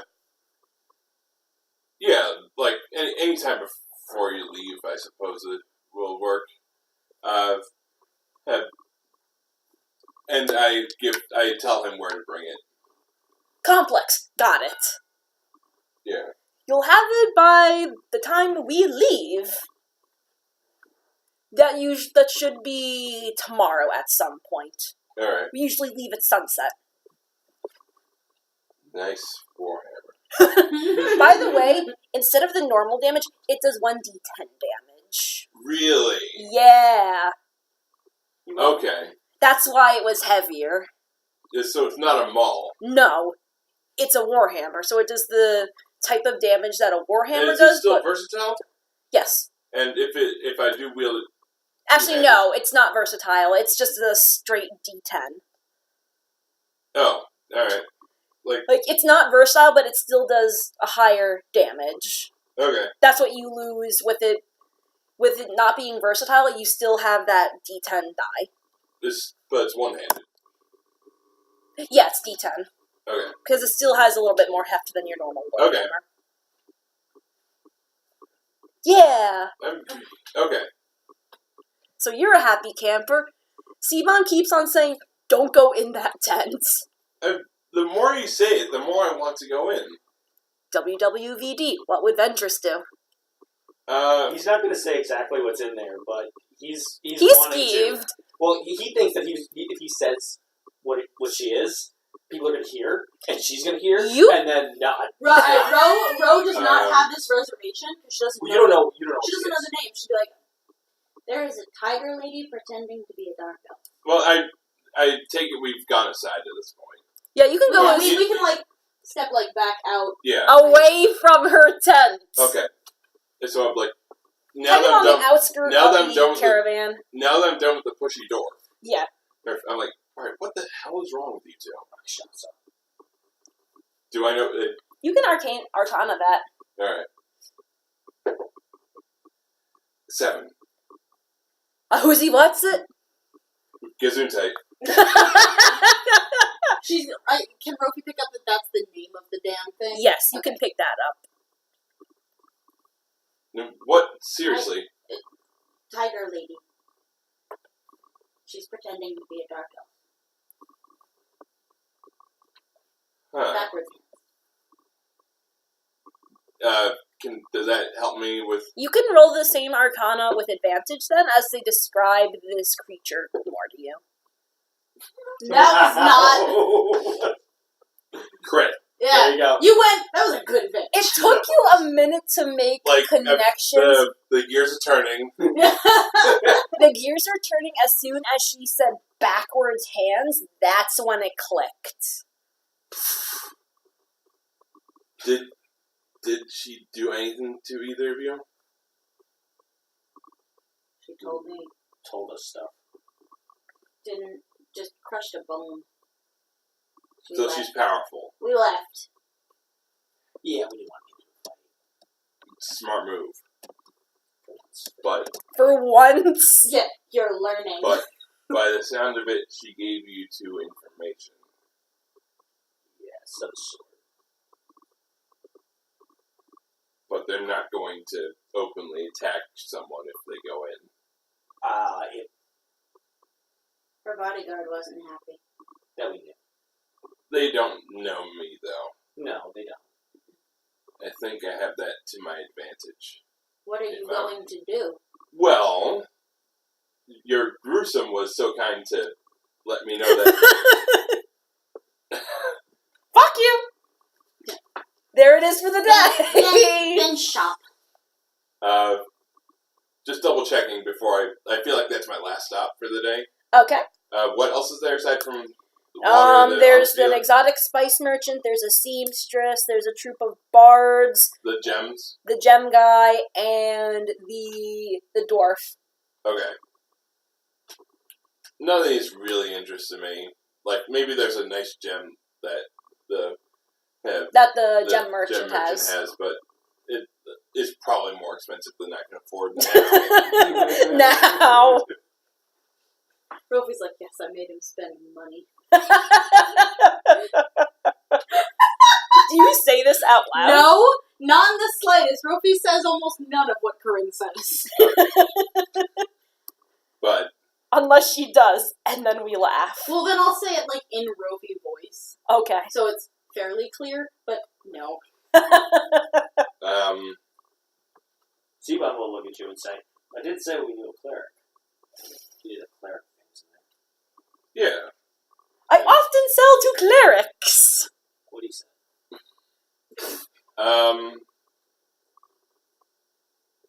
Okay. Hey, none of these other stalls really interest me. If you guys are done, then you can go back to the compound. I don't need your dismissal. I do what I want. Finger snap, head wave, you know. And she's literally like, I don't need, like, who the hell does he think he is telling me what to do? But that's all she'll say. Just, I don't need your dismissal. That's fine. And you're going to head over there, or is there anything else you'd like to say to these two? I have Max. You know what? I want Max to see this. To get the weapon I purchased. Okay, and bring it back. Yeah. Okay, that's fine. fine. To evaluate it for himself. Okay, so I give it a couple of practice swings, hopefully not friendly Crush some firing. practice skulls. Hopefully no more friendly fire on your resident Yuan-Ti with rope arms. Yeah. Okay. And I bring Nanette with me into the tent. Okay. Because, yeah. Okay, you indeed see a dark elf woman and a very tan-skinned elf. At this point, the male one is actually passing the female what looks like a flask, as she just heavily takes a swig out of it before putting it on. And that's the one that has is the Rakshasa. Yes, the dark elf one. But the illusion is up, apparently. Okay. Was it not up before? We saw through it. They saw through the illusion. Okay. Okay. You just hear loud, I have a third potential customer today. Is it my name day? Welcome to Vaju's House of Curiosities. How may I help you? I've heard from the other merchants around here that you cater towards clerics. Occasionally, yes. Whether they worship Anubis or one of the other deities in the area. I take it it depends on their purpose. She took immediate notice to the tomb jackal that walked in with me. Yes, she did. Ah, lovely creature you have. How may I help you today? I was just checking the place out. Yeah, she definitely, again, she has various ritual wear on her desk. You can see the 3 jars full of preserved animals in them, for that matter. Does Nanette react to them? Not really. She actually seems very calm in here. Oh, that's good. Yes, that is good. Her giant fluff ballness has kind of gone back to normal. Right. So she's not looking like a desert poodle. Ugh. Don't bring that up around me, please. Why was there the hostility with these two? Well, you did We did see through their illusion, remember?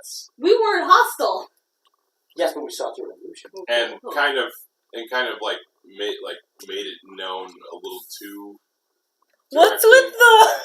Seaman doesn't know. Seaman's a piece of shit. He'll do nothing. So how'd you come across these 3, especially this one? As I point to the 2-headed rabbit.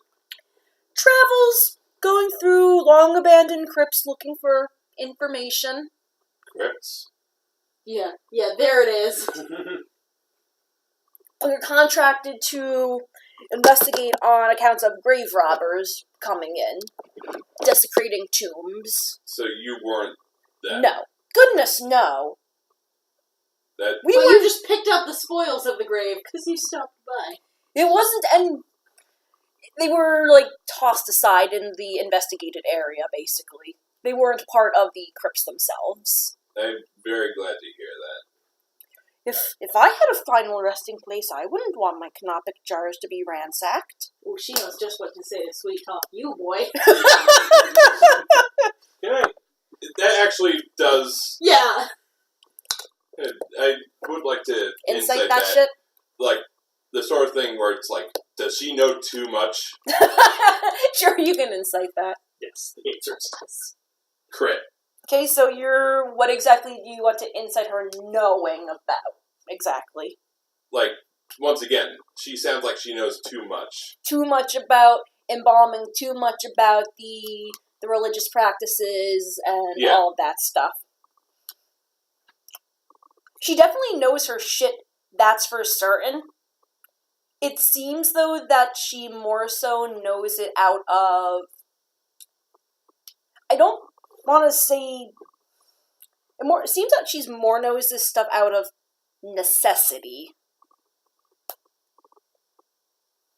It seems you do your homework to appease your clientele. I have to. They pay well. Indeed. Unfortunately, I did make a rather large purchase earlier today. What are you lolling about? So I don't have that much to spend on. Do you have anything that's worth, let's say, 15 gold or less? 15 gold or less?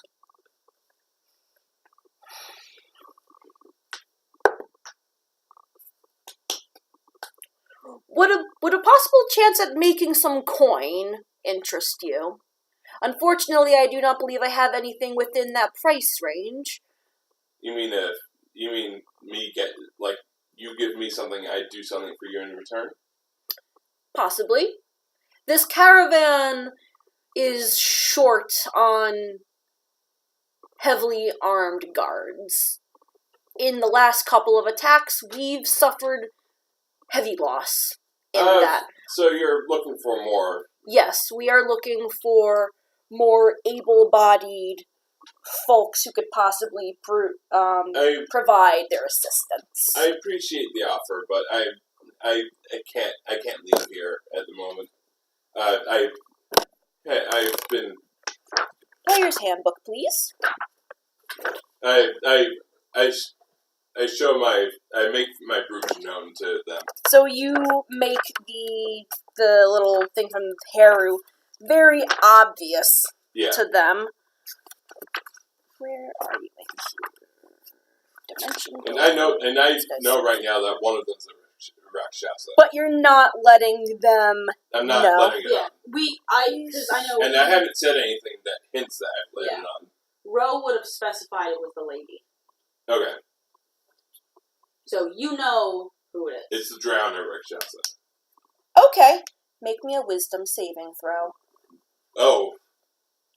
Oh boy. Well, nice knowing you guys. No. Would it be any better if I said Ro tailed you? Well, Seabon is literally right outside the tent. Like, guaranteed. Are you actually outside the tent? Not exactly outside, but like over here, like 30 feet away. Okay. I'm gonna go with Ro's right outside. Okay, cool. So she wants to be able to hear this. So you can roll me a stealth check, both of you. Oh, okay. Alright, just to... Yes, sir. I've got +6 to this roll. Okay, still roll. You can always roll a 1. Like Justin just did! Crit. Crit fail or crit 20? Crit 20. Awesome. I rolled an 11 for stealth. Justin rolled a 1 I for did roll stealth. 1. Oh, that's great. But I am the furthest away, at least. And I'm not doing it. Okay. What happens to me? She's talking to you, and all of a sudden, in the back of your head, this agonizing pain spreads across your mind. This is with a crit, mind you. However, I shake it off? you shake it off, you just hear a guttural voice in the back of your head say, "Not this day," as it disappears. Oh. You are blessed, son! You note that the voice is definitely that of your patron Anubis. I'm reeling from it. You want to roll an Arcana? I feel like I should. Yes. To You are blessed, son. 15.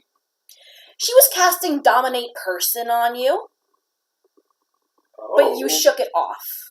Oh. Oh boy. Maybe you shouldn't have gone shopping. I did warn. Siobhan. Yeah. You rolled a 1, correct? I did, yeah. As you try to stealth, you probably crunch on sand a little bit too loudly. And inside the tent, you can just see her look in the direction of the sound. Just all of a sudden snap her head in the direction of where you are. You. Not me, Well, he wasn't you. even trying to be stealthy. He was just, like, waiting for his friends. Nanette's barking at the sound. It's kind of tail wagging. You're so stupid. She's not saying it, but she's giving him that look. The look of, what the fuck did you do? You knocked into the booth and, like, knocked shit over. Nah, That's a 1. That's a 1. You made enough noise for... I hope that that tomb jackal barking is enough to... That's it. Tip, Yeah, you guys tip can hear people off. Nennet from barking inside the tent. Mm-hmm. I hope that tips people off that you shouldn't be sneaking around. In broad In daylight. broad daylight near a bunch of people. That's what I'm saying. It's really kind of... Train yourself in dexterity to raise your stealth checks. Yeah. One doesn't help, though. I want to play it cool. But you are like... She literally just, like, imperious cursed you. Or tried to. Try to. Tried, but by, yes, by Anubis's luck, you shook it off. Thank you. Are you shaken up? Thank you, but I think I'll pass on the offer. A shame. She's not having a good day. She's not having a good day. Is that all you would like to do, Ventress? Steven's in the back just, come on. He didn't want to go anywhere. Is, Sibam just basically making the... No, Siba's not even making... He's just, like, nervous. He is like, I want to get out of here. I want to go back to the tiger. Tiger is a friend. Which tiger? No. Her tiger specifically. Okay. Not Vaju. No. Vaju is bad. Vaju tried to dominate person. Yeah! Okay. So I tell Vaju, Thank you for the offer. I appreciate the offer, and I'm sorry to hear that you don't have anything for sale. But I think I should be getting back. That's when you hear the unsheathing of metal from Ajmald. Specifically, he pulls out both of his talwars and just kind of looks at you. I turn my eyes like. You wish you had your warhammer. Oh no! I'm not proficient with it. You can still roll, just not adding your proficiency bonus. That's how it works. What?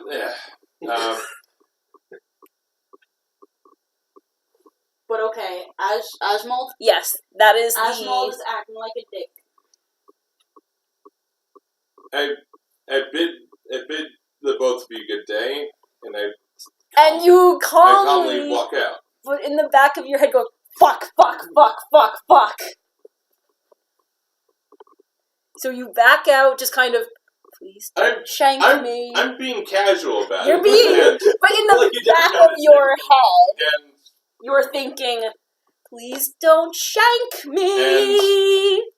I think Nenet's got my back in case they try and backstab. Yeah, I mean, then it's... Rose, like, near the tent flap, the instant you leave, she will be next to you. Because she heard the drawing of metal. Steven's going to just be behind. Steven's a fucking... there. Just watching, just being like, I don't like this. I want to get going. I want to go the All fuck away.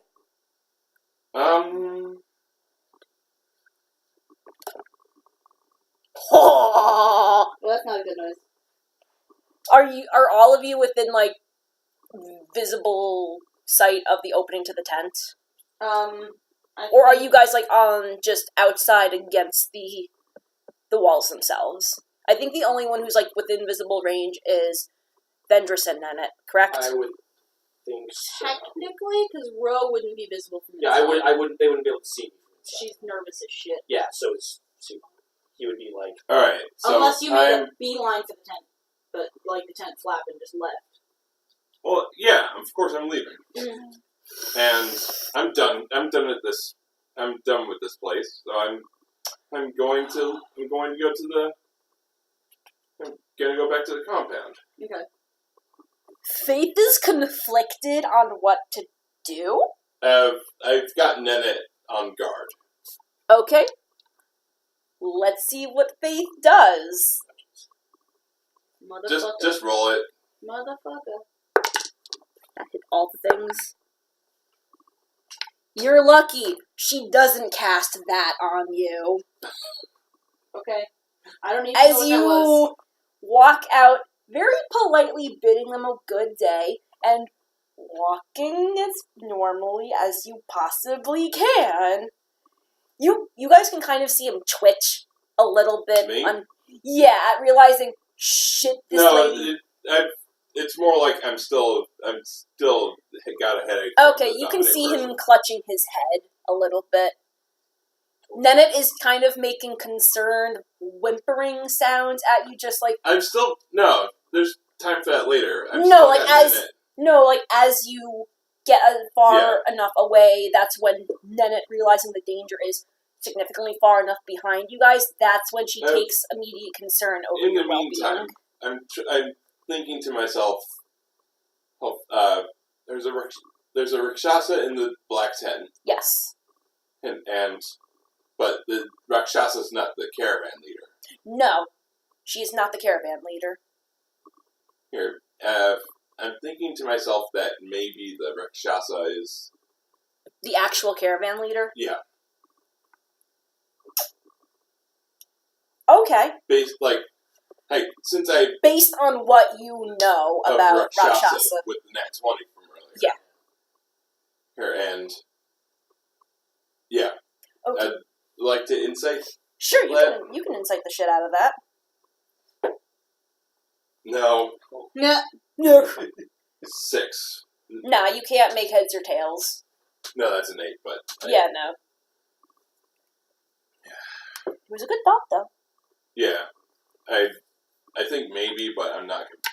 You're thinking to yourself... Is the headache making it too difficult? Yeah. Yeah, the headache from almost being dominated is making it hard to make heads or tails of it, but you're just kind of thinking the possibility is there, but it's also not there. Yeah.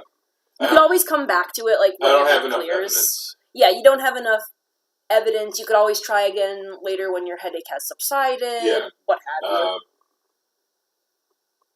Alright. I'm done here. You're done here! You all have gotten your spooks today. Yes, we did. Let's go back to see if Haru is ready for us. That would be a good idea. So that way you can get one, out of this heat, and two, get the fuck away from Vaju! Yeah. Because she damn scary. Maybe Haru knows something about Vaju. Maybe Haru knows something about Rakshasa. Rose gonna count her lucky stars that she got a civil conversation before getting the shit scared out of her? Seaborn got a slightly civil conversation. Just until you mentioned the hand. Talk to the hand. Talk to the hand. I think that went really well. I think my scales didn't burn off this time. Seaborn didn't get any damage. Yeah, so that's... You're learning. You And still then not have to talk- dominated. And then not dominated, yeah. Yeah, Do you You tell- still have to talk to Haru. Do I know that she specifically tried to dominate me and not something else? Oh, yeah. Yeah, like that. Alright. Once we're in the compound in privacy. Yeah, once you're in the compound, do you pull your companions aside? Do you, like, go back to your We're in a room. Yeah, you guys head back to your room And to kind of just... I'm taking a chair to just, like, let the rest of my body just react to being animated. Okay. Okay. You need you a breather. Oh, He just makes an audible "ugh" sound as he sits. What did she What do? happened? she Same question. ripped my mind. And Anubis is thank Anubis that she wasn't able to strangle it. Okay. Yeah, she's... I don't know what's up with that caravan. I think The sooner it leaves, the better. hey, Most of them seem very... I got some information that I was looking for. And that was I'm glad, I don't think it's a bad thing that we went out there. Mostly. There was that black tent, which I'm not interested in going back into. I don't think anyone Never. is. No. None of us, anyway. Or anyone else trying to. But I did get information that it had set out to get. And I got a nice Warhammer, isn't that right, Max? Ah! Lifts it up. With no problem. What do you think of it? It's a nice weapon. It will serve you well. I should hope so. Paid good fucking money for it. Yep. The tiger is still in its sunbeam, though. It kind of shifts a little bit as the sun moves. Just, yeah. Literally just in its sleep. It actually has drooled a little bit from how... So it's got like a cowlick or something? It's really comfy where it is, but just kind of in its sleep, it shifts itself to the position of the sunbeam. No, she's gonna go over to it and just pets. Mostly out is of... the tiger with us in our room? Yeah, you have a tiger in your room. With all that's happened today, That's This is the least, yeah. I like the tiger a lot better than tiger. Tiger 1, Tiger no. Yeah. Good kitty, scary kitty. Yeah, she's just gonna go down basically and just You're much nicer. Yeah, Simon is going she- to pet on Gruesome. oh, yeah, he better pet on Gruesome and not the tiger. No, it's not Gruesome. Wait, do you pet Did Gruesome you- or the tiger? The Gruesome. Just take him off of your shoulders. Just kind of pet on. Did you guys find what you were looking for? No. Not really. Not from her, she's scary. I mean, she gave a couple answers, but nothing that I probably couldn't have gotten elsewhere. Nothing satisfactory. No, not particularly, unless you got something. I got something about you. I'm looking between the two of them. That's all she can say is I got something about you, but... He's gonna shrug. Shrug his weird scaly shoulders. Come to think of that, we don't really know very much about each other. And since we've all been chosen by the Sage of Stars, unless you guys don't want to right now, I honestly don't care. But as far as I'm concerned, we're a team. We're going to have to be, it seems.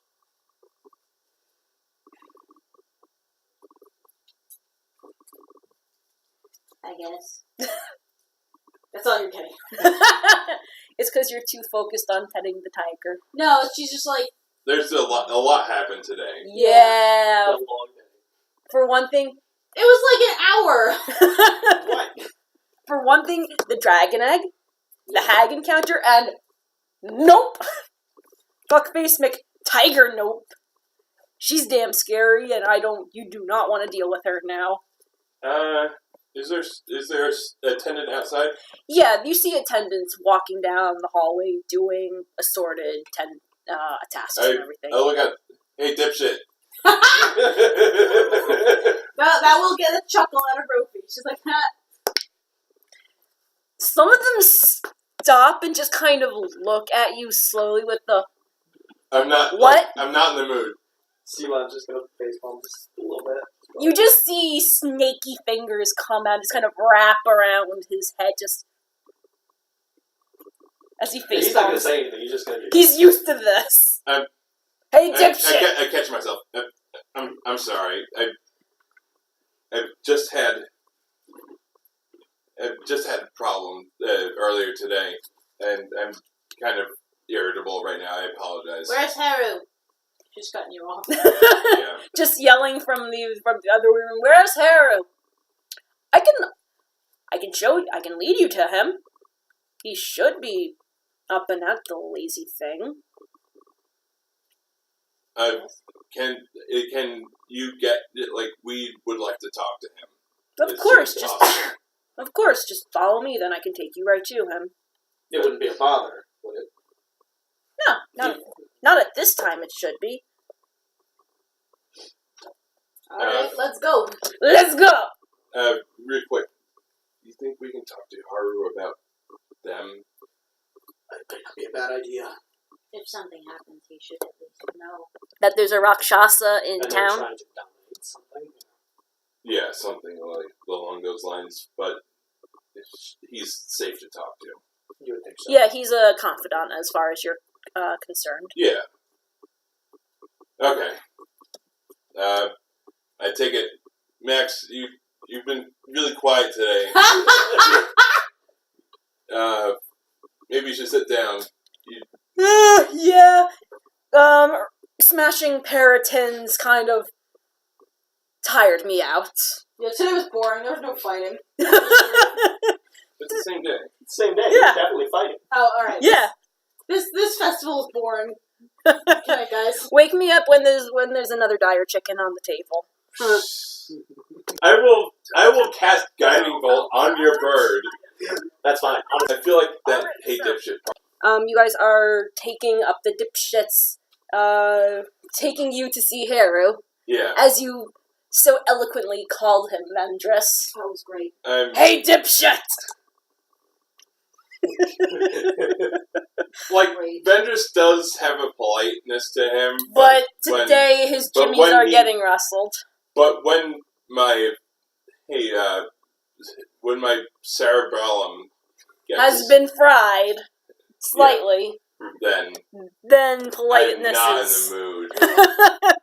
Yeah, that is a very, very valid response to getting your brain fried. Is there a chair in Haru's room that I can just sit down? I'm still Groggy? well. You know how sometimes when you get your brain dominated, you get and shake it off. You I can't say kind of feel sick to your stomach. can't say I personally. I'm gonna cut the phone out. 1 second. 1 second, folks. Okay, are we good? Are we good? I think so. Recording. Okay, yeah, we are recording. All right, so you are led back to the large set of doors that you guys saw on your first arrival here. The ones with the Haru's room. yes, the room that you saw. The doors with the very vivid descriptions of the afterlife journey. The attendee just kind of nervously knocks on the door and says, "Good sage, your associates are here to speak with you." Isn't it apprentices? You just kind of hear a muffled, I thought it was a wait. you're so that way you don't get your skin burned off. Okay, let's That's up to you. You may enter. The door just kind of clicks a little bit from the inside. Who goes in first? The associate's going in first because You're going to send. he's gonna open the door for us and let us in. He just kind of puts his hand against it and pushes it as it opens. That's good enough. I give him a silver. Oh, okay. He didn't expect the silver. Like belatedly just put it like For dealing like with I just grab his hand and then He just kind of looks at and I am and is not questioning getting a silver in his pocket. as you go in, with Yeah. Nanette following behind you. I'm guessing you guys follow behind Yeah, them? going right in. And I walk in, I take a chair, just spin it around. Doing the whole cop thing, just woof, with your head on your shoulders. Yeah. As Siobhan and Ro enter, you immediately just see Vendris just very exasperately just sitting there with on a chair with his arms over the top of it and his head sitting on his arms, just kind of going, ugh, in exasperation. Like that Dominic person I shook off hurt. Oh, yeah, that. See, you're lucky. I didn't do the other thing. I believe you. You are really damn lucky I didn't have her cast the second spell. Are you Uh-huh. gonna say what the second spell was or not? No, she's not gonna I'm say going to it. tell you guys after, so. Okay. Alright, so as you enter, the room is a little bit more well-lit than it was last night. Haru is just kind of sitting there. He's actually levitating a little bit in a sitting position. He just kind of looks at you guys with one eye open and the other still just kind of closed. Can you guys Like roll we're me? not worth his time. No, meaning he was in the middle of meditating and he wasn't expecting to hear a loud knock at the door. Like, from the sitting position to him floating slightly off the ground, he wasn't expecting to be disturbed when he was in a tranced state. You guys roll me... Right? Roll me a perception. I choose not to. You choose not to. Yeah. Okay, Well, so I've got passive for 16, so I'm gonna take that. unfortunately this is a site-based one, so do you want to look up or 29. 29? Sure. 12. I'm 12. looking up. I'm like using one eye. Okay, so 12, 29, and 16. 16. Okay. Ro and Vendris, you notice this after getting used to the lighting a little bit more. His robes today, instead of the blue he wore the day before, are now a deep maroon. And his skin It's like seems to be in a different twinge of color than it was before. Like is this like some sort of like the? Is it sunset right now? No, it's still daytime. Like midday? Yeah, it's still Okay. midday. There goes my theory. Yeah, like, his robes were... It seems to be the same style of robes that he had on yesterday, but in a completely different color, for that matter. His skin is also a different shade as well. It's now more brassy and warm in coloration, and his eyes glow with a metallic gold sheen, instead of the silver one that he had yesterday. Okay, that kind of backs up the theory I had. Yeah, like, Literally, Simon don't like, notice two this. different He eyes. probably Based doesn't on notice. their- He probably's not really. Like depending on the time of day. He's Yeah. probably still skeeved out by, there's a Rakshasa I in don't Yeah, town. he's probably still thinking. I Yeah. don't know if it's a change of behavior, but Just kind of looks at you. He almost falls onto the ground for a minute after being disturbed from his stance, but catches himself like, and stands up. but we don't see that. No, you don't see that. You're mostly just noticing the difference in his features, for that matter, Okay. which is the most startling. I heard that you had returned. I wasn't expecting so soon. We found a dragon egg in the place you told us to look at. I'm sorry, what? A dragon egg. He just has this look of, And she's gonna be like, is that what it was? are you No one told shitting her. me? No, well, we did. Yeah, they knew, but this is the first time Yeah. here. She's gonna, a what? That's kind of the look on Haru's face as well as, You said before that you'd sent others out, but they didn't come back.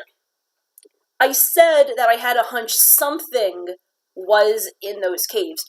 I didn't know what. And It's you- not only a dragon egg, an unknown dragon egg, it seems. define unknown. Species unknown. If we don't know if it's it's got blue coloration, was it?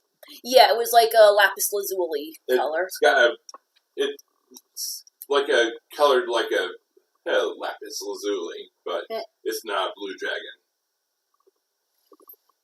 There's extensive notes on the dragon, but We can. nobody came to any conclusion. I have the notebook. You have it on you? Yeah. Yeah. Okay. Do you hand him the notes? Yeah. I suppose he's like more wide awake now. Yeah, at the notice, there's a dragon egg in the complex now, shit. Just kind of quickly skimming through the notes quickly. Tiger. I think No promises. he might already probably already know knows. about the tiger. Just kind of thinks to himself, I think he's Does- waiting. doesn't seem to match any records of either chromatic or metallic dragons in the area that we know of. Could be something undiscovered, could be something from foreign lands, or it could just be a completely new species entirely. I thought that it was just simple raiders in the mountainsides. I didn't think that there would be a dragon egg there. We found it in a hag's lair. Now we have to deal with hag covens as well as orcs. Fabulous. Did you kill the damn thing? Anything that attacked us died. I'll take that as a yes, then. At least that solves the possibility of there being a hag leader in this area. That's at least one good thing. Why there would be a dragon egg in the lair is a question. Was there anything else in this lair? Oh, we found other things, and I show him The mysterious icebox. well, basically we can share She everything, will. right? She will reluctantly hold up her little circle. So you're just like seeing if he knows anything about these items or anything, right? And I show him the bag. The squished bag. Bag of of mystery. tricks. The bag that is squished. First looking at the crystal orb. Useful little thing you have here, Ro. Drift globes are not common, but they're a handy thing to have on you should you go in unknown territory. Oh, it's a drift globe. It glows.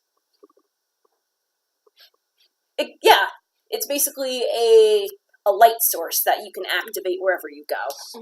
Something that's not as bright as the light cantrip, but Yeah, it's not as bright as the light cantrip, but if you have characters who don't have dark vision, for you for Vendress and Max, it is definitely a handy thing for the group to have. I probably don't want to use that because if I'm not stealthing, like if I'm trying to stealth, then I'm gonna do it badly. So there's not really a point in trying to hide it. That is very much true. You also hand him, I'm guessing, the mysterious icebox and the squished bag. The squish bag first, because Squish bag, he tells you that it's a tan bag of tricks. When you reach into the bag and you pull the squirming things inside of it, you basically roll a die to see what you pull out of the bag. All right. It's essentially Pokemon Go, but you don't know what Pokemon you're pulling out. Can I have Alright. the sheet with the icebox on it? He looks at it, just kind of shudders for a minute as he touches it for the first time. Holds it up a little bit, presses it to his face to try to see what it's made out of. Ice in a desert. Well, that's not the strangest thing I've heard today. Yet, granted, dragon eggs in my compound are also out of the ordinary. What's ice? Frozen water. Whoa. Ice is frozen water. Would Ro and Genji have had? Yes, you would know Okay. what ice is, Okay. because you've probably been in the mountains up there before. most forges in Genji are located in the mountains and everything, so you know what ice is, but it's... Just because of their reactions, I wanted to be sure. Yeah, it's still very mysterious to you, because in Jakil you don't really have ice. Mm-hmm. So it's almost like a magical thing for a lot of countries. It's a miracle for Vengeance. Oh yeah, for you guys, it's like... It's frozen. It's solid water?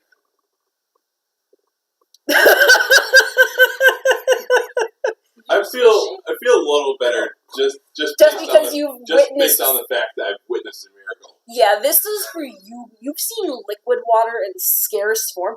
This is solid water. Ooh!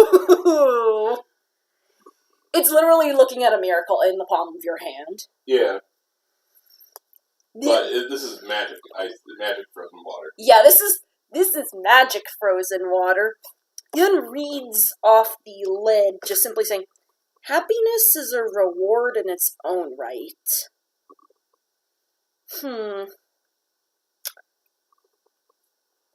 He's gonna insight that shit.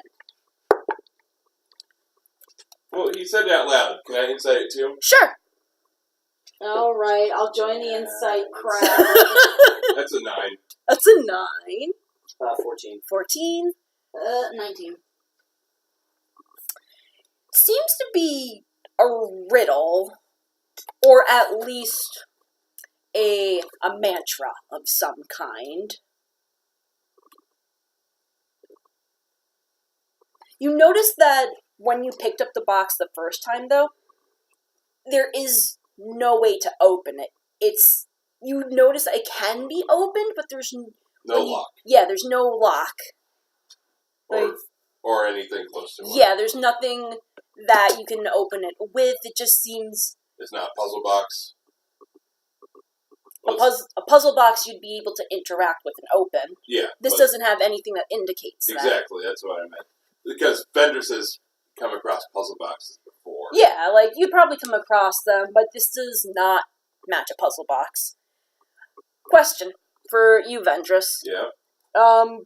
As a cleric, do you basically always have detect good and evil basically in effect? I don't think so.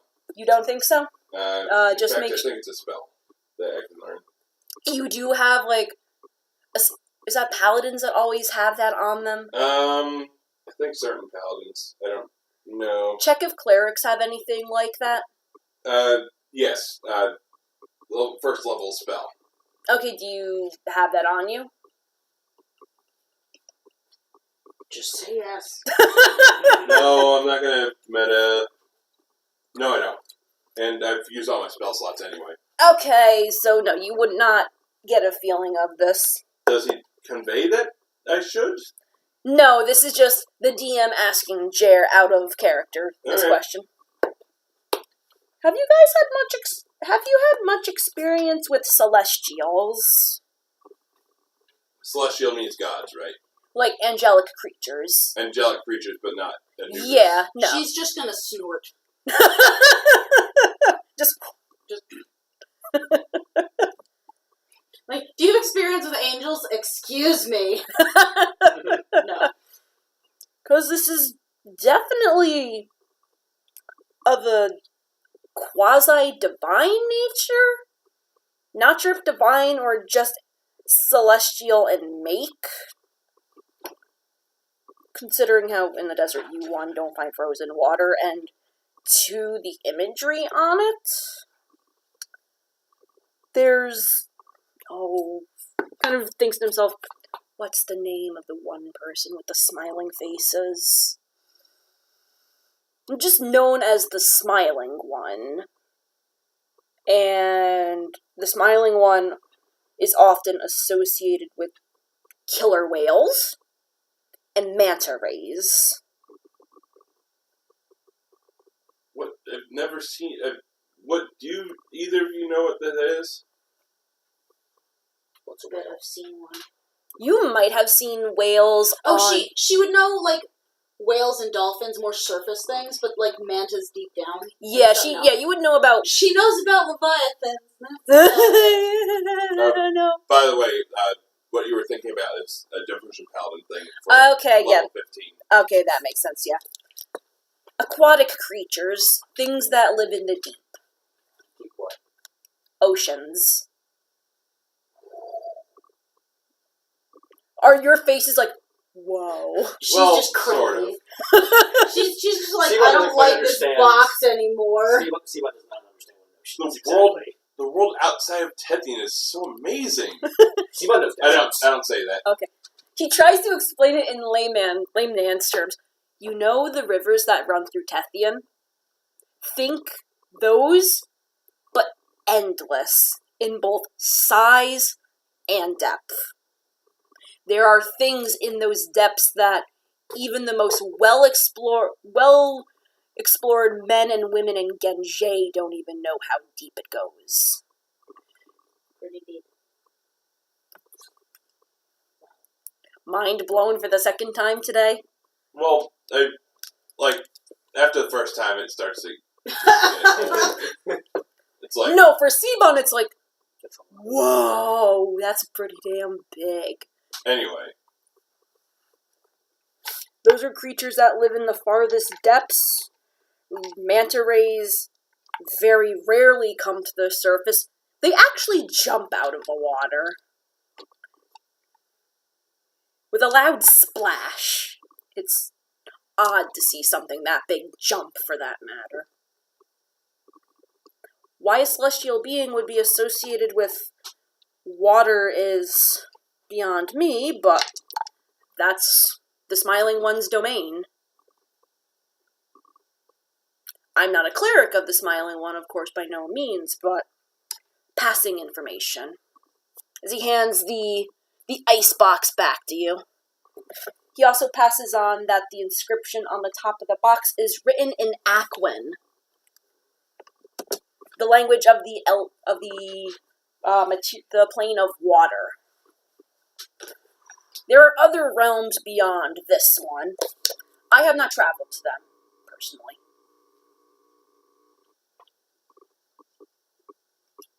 Did you see were you going to hand him something, or? Oh, he already handed it.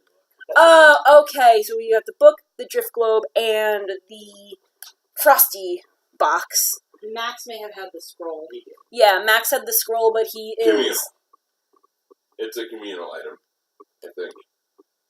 Do we want to question that for him? I mean, you can. Probably not a bad idea. We can. Alright, Max handed the scroll. We can take care of this off the table. Yeah, like, we can take care of that section off table and everything, Phil and Joey about it later. You guys had questions to ask him besides stuff about the items, I believe. What did you guys want to ask him first? Is this a safe time to ask it? Well, the door is closed, so you guys have complete confidentiality in here, so. I know you two have been Thinking away on what the hell's going on. about Yeah. asking him questions. Yeah, like go You first. you walked into this wanting to be an apprentice. She's sitting here like, no. no. What are you supposed to be teaching us? I can teach you many things, but the question, however, is whether or not you will be able to grasp them. I can teach your mind to rise above the limits you've placed on yourself. Wouldn't breaking those chains be pleasant? Each one of you has multiple chains already wrapped around yourselves, whether you can sense them or not. Whether or not you want to share what those chains are with your associates here is your burden. I won't be the one to influence that. However, breaking those links is a time-consuming process, and nothing can happen overnight. Except for fun dragon egg. Well, that was happenstance. Sivan's going to step forward. I apologize for my behavior last night. I am not accustomed to being in fine places such as this or around such fine people. Your apology is well received. Can I insight if he's bullshitting? you may insight if he is bullshitting. Crit. Are you bullshitting? He is not completely bullshitting, at least. There is a fine grain of truth to what he is saying. It was the please don't kick my ass again. Well, yeah, Right, he also is trying to be a nicer fellow. He understands that he is out of his element in terms of dealing with people. Wait, alright. And that this guy can kick your Yeah, ass. absolutely. Ro's gonna realize she has one more thing to say. There's a Rakshasa. That's when his face suddenly drops. Just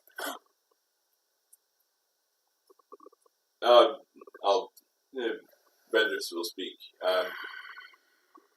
There's a caravan outside. Hey, one of the tents has a Rakshasa in it. he still has this look of, oh my, on his face.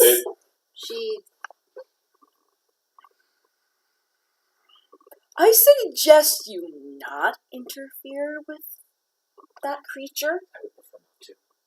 I would also prefer you not to do so as well. Just leave it be. Leave it be. You don't want to get involved with their schemes. Do you know what happens when one of them dies? No. Well, because we know what Rakshasa Well, you is. know what they are, but not the... Knowledge. Yeah, not the nitty-gritty. You know of them. Okay. I've heard tell from other people I knew. When they die on this realm, they go back to their home, where they hold a personal grudge against you. And once they can come back here, they plan to take that grudge out in full. What if we didn't do anything? Then they wouldn't see a reason to come after you. In short, if we don't kill it, it doesn't try to kill us. Yeah. If you kill it in this life, it will stop at nothing to hunt you down and do to you what you did to it. So, don't do that, kids. There's a reason why you don't deal with Rakshasa. They're slimy, shape-shifting tricksters, probably on par with the Weir. Not quite as bad, but with... Out of character, did you talk to him about the Weir? She hasn't got a chance? No. All she said was she needs a favor. Did Vendress know about the Weir at all? No. She has, unless Corinne says she has, I don't think she has talked about the Weir to any of you. Okay. Nope. I might have heard the tail end of the conversation. You heard the tail end of an Archfey conversation. Yes. Yeah, you She didn't... talked about the Weir to the Rakshasa. Nervous laughter increases. And if they never see the Rakshasa again, that is A-okay with her. But, no, she did. She just, which I want to get the info from you off the table, about the Archfey, but I don't think she's mentioned the Weir to No, anybody. she hasn't mentioned the Weir or anything along those lines to literally anyone. It's just her, herself, and probably either her know, because he's kind of your confidant. Yeah. Again, I know you guys had plenty of questions to ask and everything, so... Seabon's going to ask his star mark. His star mark on his face. Yep. Let's see. I lean in. Okay. Stars of 7 points have much power associated with them. Far more than 5-pronged ones, for that matter. Some say they revolve around a long-outdated harvest cycle. Others believe there are other cardinal directions other than the standard north, south, east, and west. 7-pointed stars often have layers of symbology to them. You have many directions to take before you find whatever truth resonates with yourself. Though answers oft bring more questions, and the cycle begins anew with the sun's rising.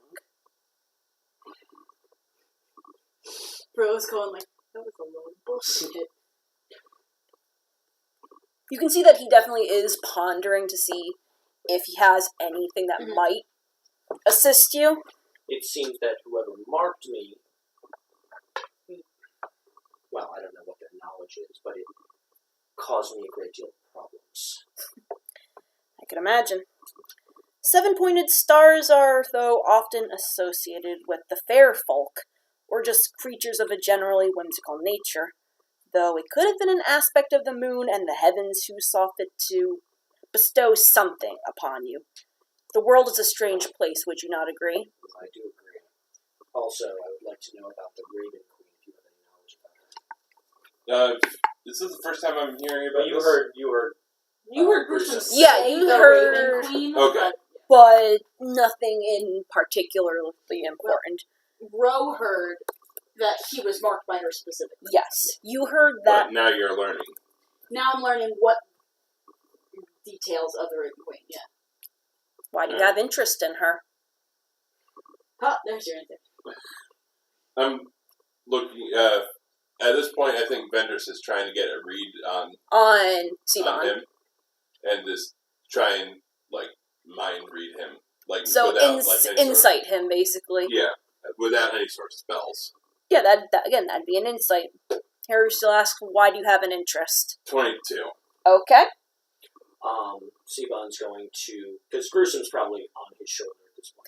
Gruesome actually has landed on a pillow Okay, on the floor, so it's significantly much more comfy than your shoulder. Yes, fair enough. He's going to point at Gruesome. It seems like Gruesome has changed a bit. And I met a woman who the Rakshasa said was the Raven Queen. In a dream, I believe. Was this the dream with the funeral pyre? No, the second The- one. The one I Okay, actually with met the her. weird dreamscape. Okay. See, when you said dream, I was thinking Yeah, I back have to too many dreams. too many. You have So, weird luck with Have that shit. I pieced together that hey, this might have happened when I revived him? You get the inkling that this might have a direct correlation to that. Like, you did something that you should not have done. What? Whoa. As Well- in, you took something away from Anubis when it was his to claim.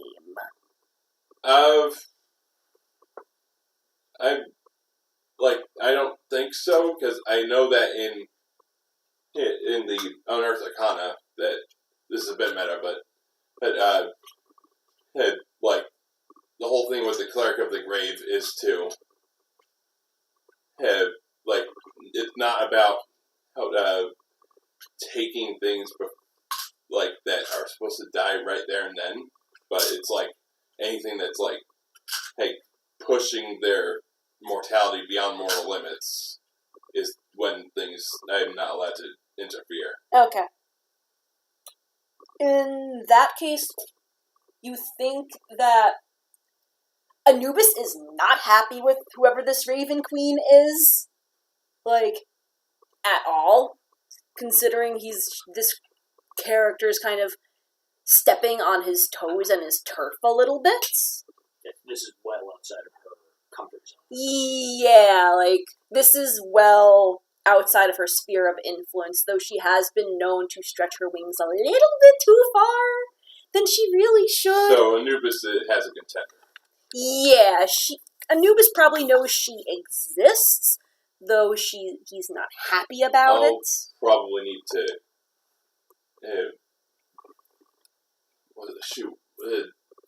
commune with Anubis later. To say, hey, this might be a problem. Yeah. Just a smidge. You're asking him what Heru knows about the Raven Queen? If he knows anything. Okay. We don't often have carrion eaters of black feathers in central Tethian. Perchance more north toward the Red Wastes, but not here. White vultures are more commonplace here, and overland tombstones? Ridiculous. Such imagery is northbound towards Cimmeril and into Loreline. Grave markers are ways for robbers and scavengers to know exactly where wealth may or may not be. Wherever it is your path is going seems to be leading northward. Oh, we're gonna be so fish out of water. Anyway. At least in your case. In my case, too, because I'm south of Tethian. Yeah, you're from, like, southern Tethian. Yeah. Well, at least in his case, his answers lie northwards. Okay. Well, thank you very much. I try to be as helpful as I can. Can you remove a mark like that? Have you told him of the mark? No, she's just asking if it's possible for one of those to be removed. Like, if he can do it. Okay, so, like, say that, like, you're pointing to his star marks. I have the most obvious She's one. pointing to the feathers. The Raven Queen feathers. Oh, okay, so the weird feathers on his arms. They probably would not be very obvious. Right? No, they're not they're not super obvious. You can hide them fairly. You can hide them well enough at this point, but as they start to grow... Bender's learned something. Yeah! Rofi is just pointing to his arms, which you can see have now sprouted small black feathers. He's not showing them, though. Are you showing as I wasn't, but it depends on what you are, like, doing. What do you mean? Like, what do you mean, like, how are you pointing? Are you just pointing at me, or are you lifting one of my arms up? Like, what are you doing? Well, she'll be pointing at your arm very specifically, and if you don't show your arm, she's gonna... He will, because he already mentioned the Raven Queen, so he'll be like... And that's when you see the tufts of black feathers starting to emerge from his snaky arm. I'm like... What are you doing, Jeeves? I'm like just leaning back in my chair a little, like still in the position I was when I came. But just kind of like, what's up with your arm, buddy? Okay then. Can I remove them if they were indeed put by the Raven Queen? Sadly, that is your answer. You must seek to remove them yourself. Granted, I could always pluck them out one by one and make the process a little bit harder for them to grow, but I don't think you want that now, do you? I prefer not to. I don't know why you're asking for me, though. I'm not asking for you. I think we've been... Insight. Insight that yeah, shit! Because That is fishy as fuck! Because, Ben just wants to know about them, but they're not opening up, so he's taking every opportunity to get. He's taking the initiative. That is fair. That one was a very, very open statement for her. 15. 15 and 11. So you're trying to incite that statement, I'm asking for someone else? No, I'm not asking for you. I'm not asking for you.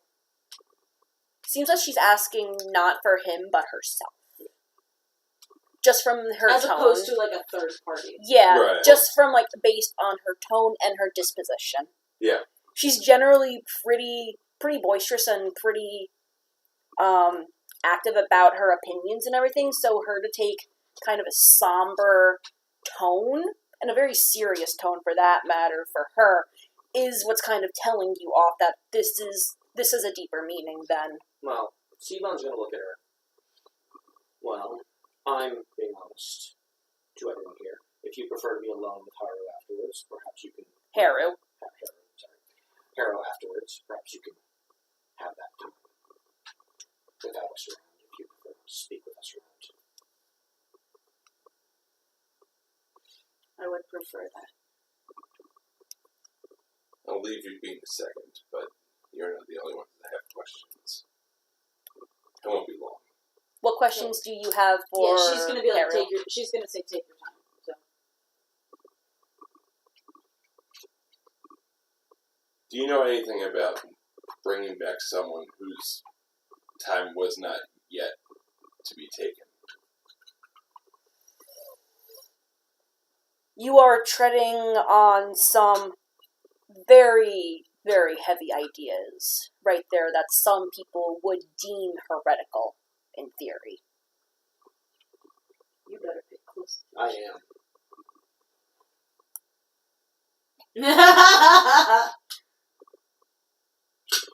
He's just kind of drumming his fingers against his arm in quiet contemplation. No judgment, not saying anything, just... More inquiry. Yeah, very keenly listening to what you guys have to say. There's someone I knew that pet was taken before it was her time. I want to fix that.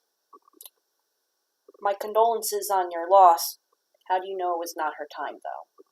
It wasn't her time.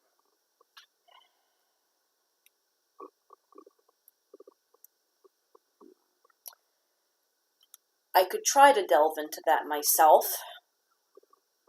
I do not believe that would end favorable for myself, her, or you. If you wish to pursue such matters of necromancy in the highest regard, you'd have to go somewhere else. If it's in Tethian, you'd be chased out of the country and be killed at spear point.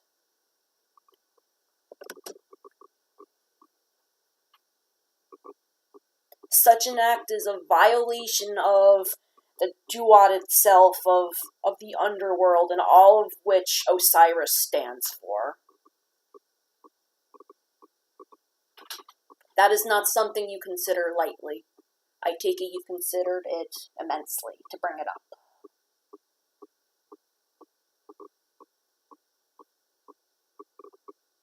It shouldn't have happened, and I need to Rectify that.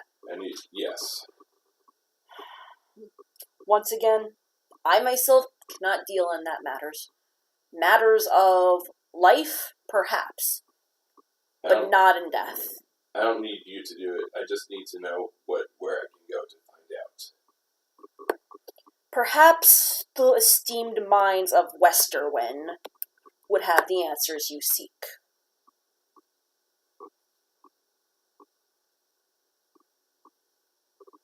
If we were to leave here, what does that make of our apprenticeship to you?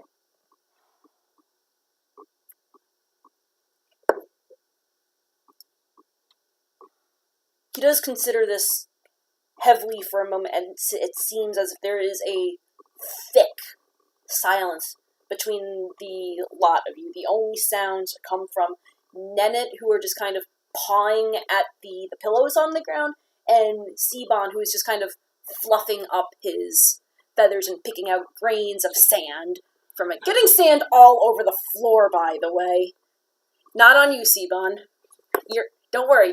You shed scales yesterday. There's not sand on you. Oh, gruesome, not Seabon. Yeah, it's gruesome. Who's like picking out sand everywhere.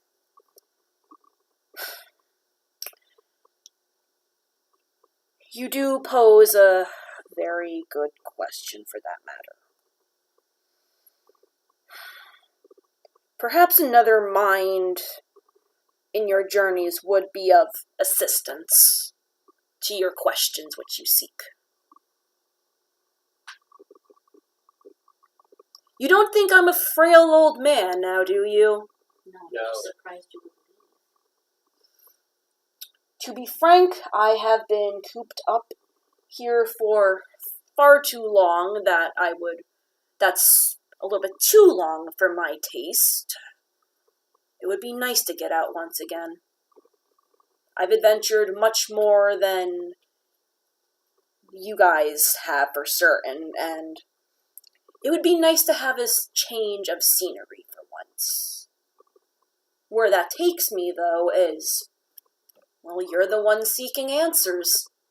And for the time being, I suppose, I'm following in your wake. You're going to follow us to where we go. You have answers, as do I. I would like to know more about you, and perhaps I'll learn a little bit more about what lays out beyond the wastes. There's only so far one can travel on feet. Where does this, you being our teacher, where does that lead eventually? Hopefully to the answers which you seek.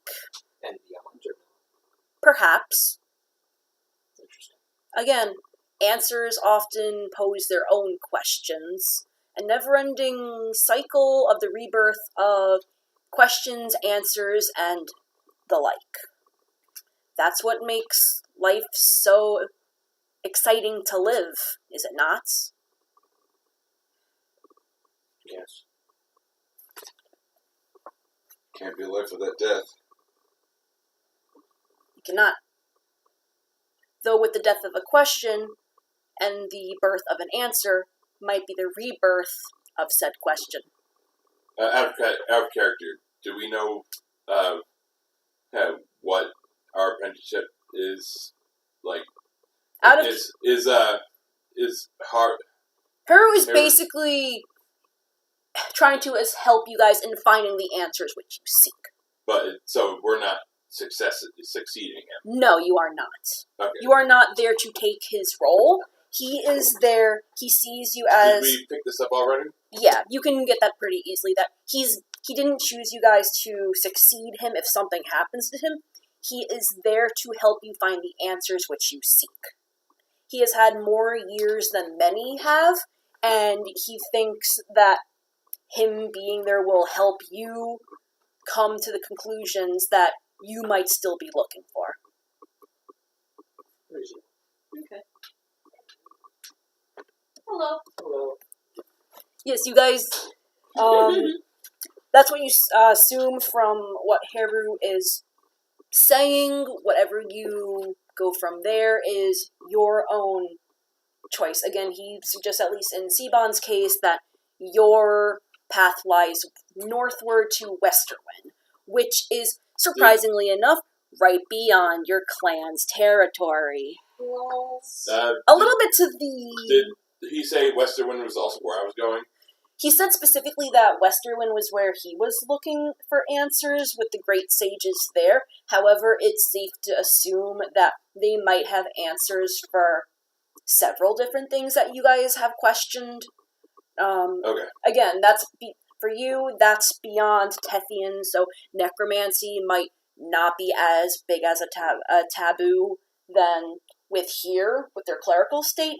As for Rofi, she knows that the weird answers to someone higher, you might be able to find... Which she didn't get from the sage. No, you No. didn't, but you know of a place where you Interesting. might be able to get more information on your predicament. Mhm.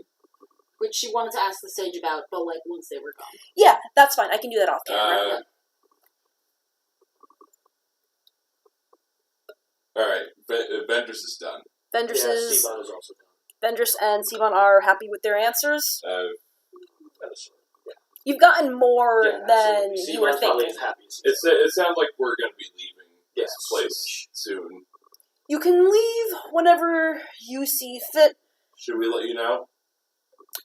I would like to hear that. Okay. that sounds good. I need to commune with Anubis post haste. That is understandable. You are, if all is said and done here, then you are perfectly fine to go in whatever direction you may wish for now. You've had a long morning, I can guess. And then there's the matter of the tiger demon in the general vicinity, but that's not for you to deal with. You'll let the right people know? Of course. There is a regular tiger in the vicinity. It's fine. It is fine. Yeah, He was walking around before. Wasn't causing anyone harm. I He just don't want them confused. There was a large chunk of confusion, but I don't want it confused for the Rakshasa. Dude. no, the Rakshasa is in I no think way. I think It's it's easy easy to to tell the difference between a mundane tiger with a high fiend from hell. we should get it a collar, maybe. Put a name tag Rajan. You could get a name tag for it. Okay. Vendress puts the chair back, gets up, bows. Very politely, for that matter. Yeah. He feels better now that he has That off his answers. chest. And he goes to he goes his own way. Okay. Yeah, Siban does the head nod. and also, I'm sorry for yesterday. Yeah, yep, and then he's going to leave as well behind. Okay. Members. I'll cover Corinne after everything is said then done. I don't need to. Yeah, no, like this is the last little portion for the night. Right? Can I want to get this on camera. Oh yeah, sure, totally. What's up? So I go to. There's a place. I assume there's a place for me to commune with Anubis. Yeah, the complex has its own private little water garden and everything with desert growing cacti, lotus, all of that jazz. Can you roll me a perception?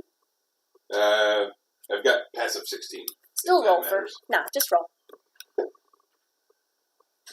16. Okay, so you match your passive.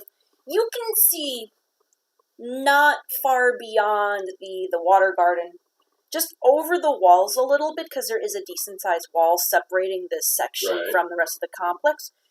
You can see what you can only describe as a white and black crane with very large wings taking flight. But only for the briefest moment do you notice that she has the body of a woman and her arms ending in this large pair of feathery crane wings as she flies off. Does this mean anything to me? Roll me a religion. It's... Is this Egyptian religion? Yes. So I get. You wouldn't have any disadvantage on it or anything. This is a native thing, so... Yeah, you can give me an advantage. We talked about it. Yeah, you can give me an I forget advantage. if I said advantage or bonuses. It was advantage. Okay. Since this is a native thing. 17 or Go for the crit. 18. You definitely recognize this creature as a herald of Mots. Oh, different one.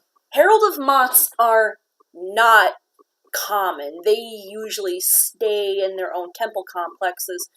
These are basically priestesses who have been uplifted by the goddess of judgment herself. And you just saw one pass you.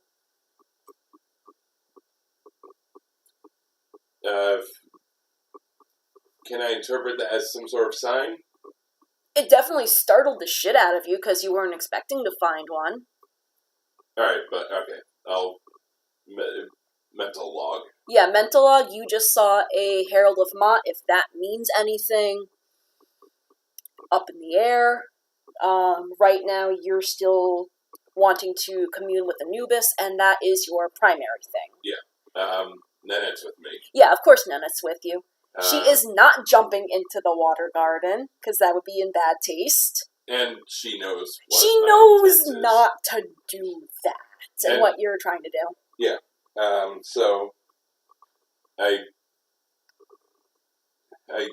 So I'm communing. Yeah, you go into a meditative state, do what you need to go into that trance. Incense. Yeah, well, yeah, that's a given. And you do find yourself in that very same hall that you first encountered Anubis in your mind's eye. He sits there, smiles a little bit. He's well aware that you have something to ask him without even saying anything. As always, Amut the Devourer does stand next to him. That chimera. Yeah, the crocodile-headed thing with the lion body. I'm not very, as long as it doesn't approach me, I think I'm fine. It doesn't approach you, but it's definitely wary of your presence. Okay. I sought the Sage of Stars as you requested of me. As I can see that. And I know that I know of your power and I know of what you command. But I feel like No, I don't. Jer is trying to word it in a way that Vendress would say. Yeah. I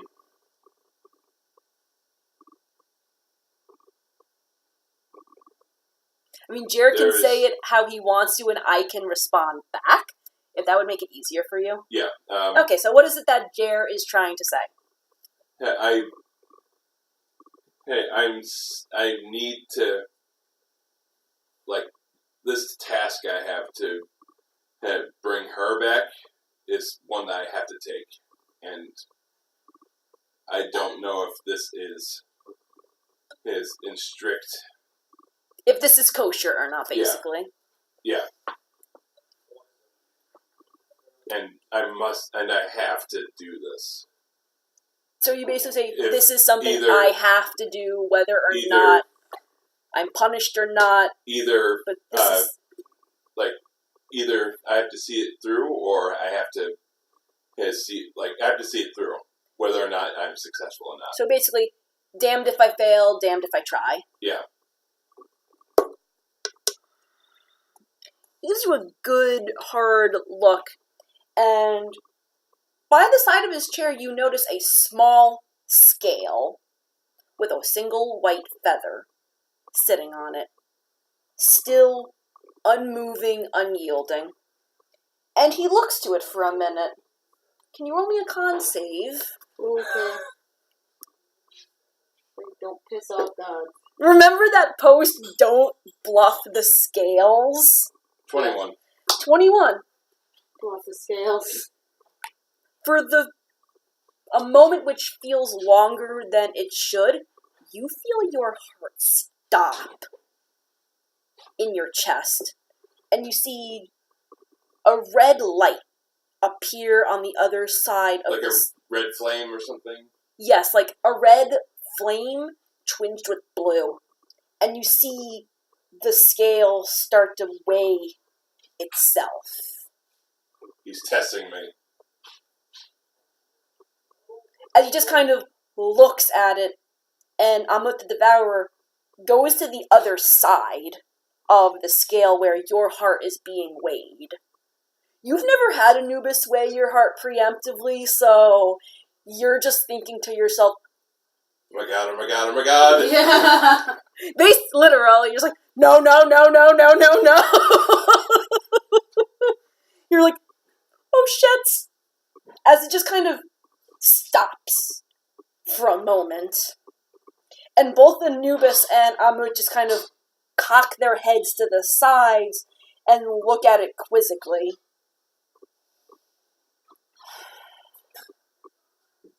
It was not her time, was it?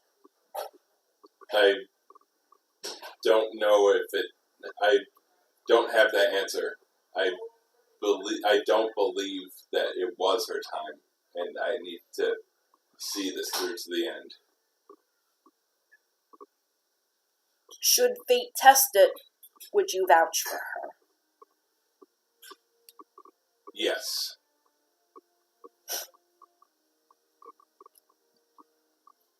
For a dune robber, you seem to have a noble heart. It's not something I can say that I see very often. Aww.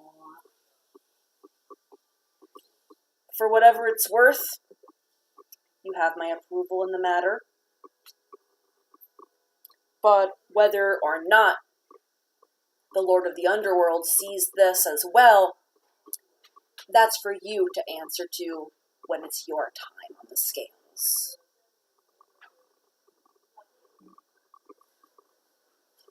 I'd have no sway over what the feather says about your heart. It has a mind of its own. However, what the Lord Osiris says, that is law.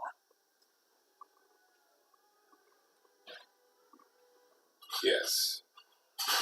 As you feel your heart enter your body once more.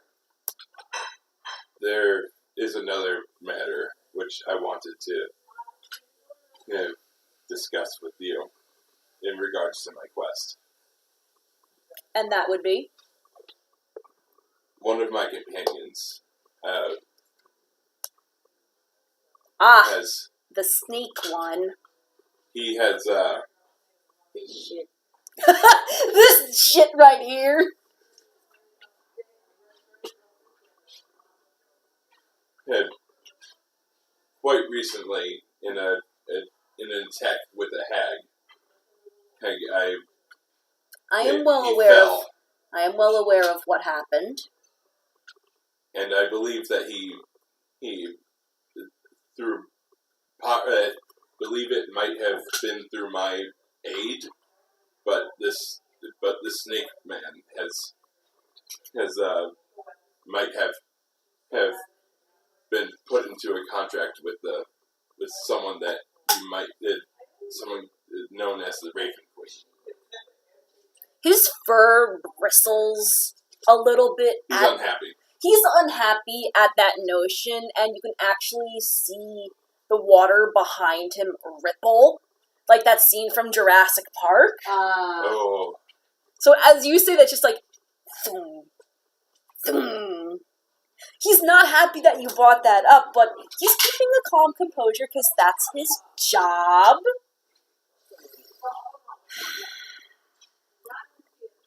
His heart was on the scale when you did that. Was it his time? No, it was not. Though he's had quite a few experiences when it should have been, and that was ripped out from me. That he'll have to pay with for himself. But by your hands, no, it was not his time. If that brings you peace of mind. It does, actually. I'd imagine as so. From what I've learned from the Sage of Stars, you and the Raven Queen are quite possibly enemies. As you mentioned her name again, you hear the distant sound of thunder rumbling, but no lightning. Like a cinematic sort of thing. Yeah. Hey, should I just say her? I guess. He'll probably know what you're talking about no matter what you say, right. So. Okay.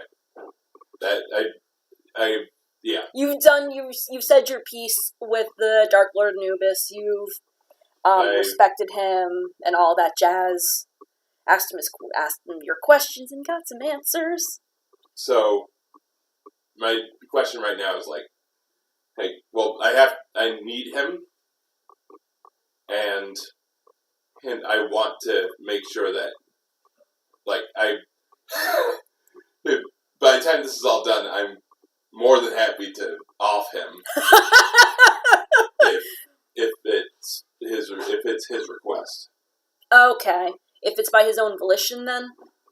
But if Anubis asks it. Okay, that makes sense then, because no one knows better than the god of mummification. Because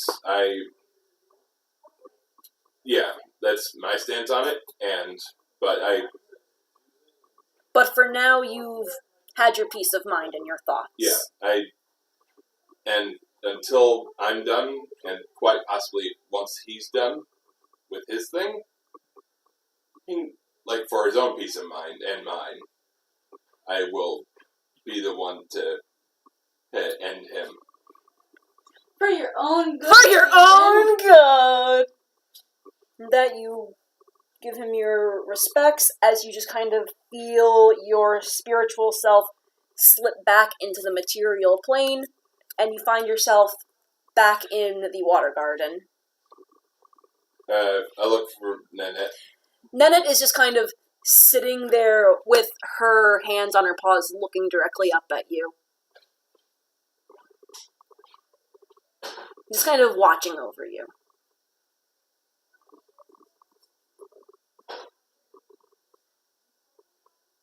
I wait for a long time before, looking back at Nanette. Okay. And like...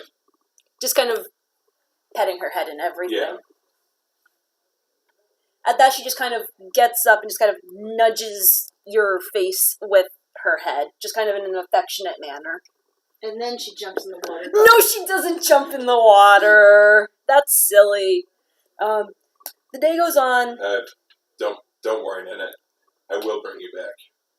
I get Aww. up and I walk Alright, out. I thought about that. I was like, okay, Precious and Nanette. But okay. Corinne is like, oh. Oh, I wondered. Now you have verification. Well, Corinne has it. Ro does not. The day passes on into evening. Nothing of interest happens. You guys regain your health, your spell slots, what have you. Okay, that was my long rest. Yeah.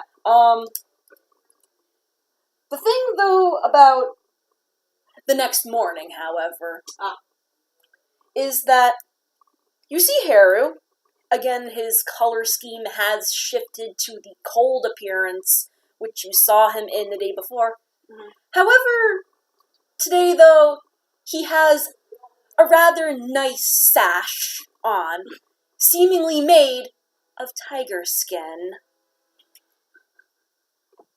Check to see if He fucked with the Rakshasa. And that's check to see if your tiger's alright. And Oh, she basically like slept on top of the tiger. yeah, your tiger is The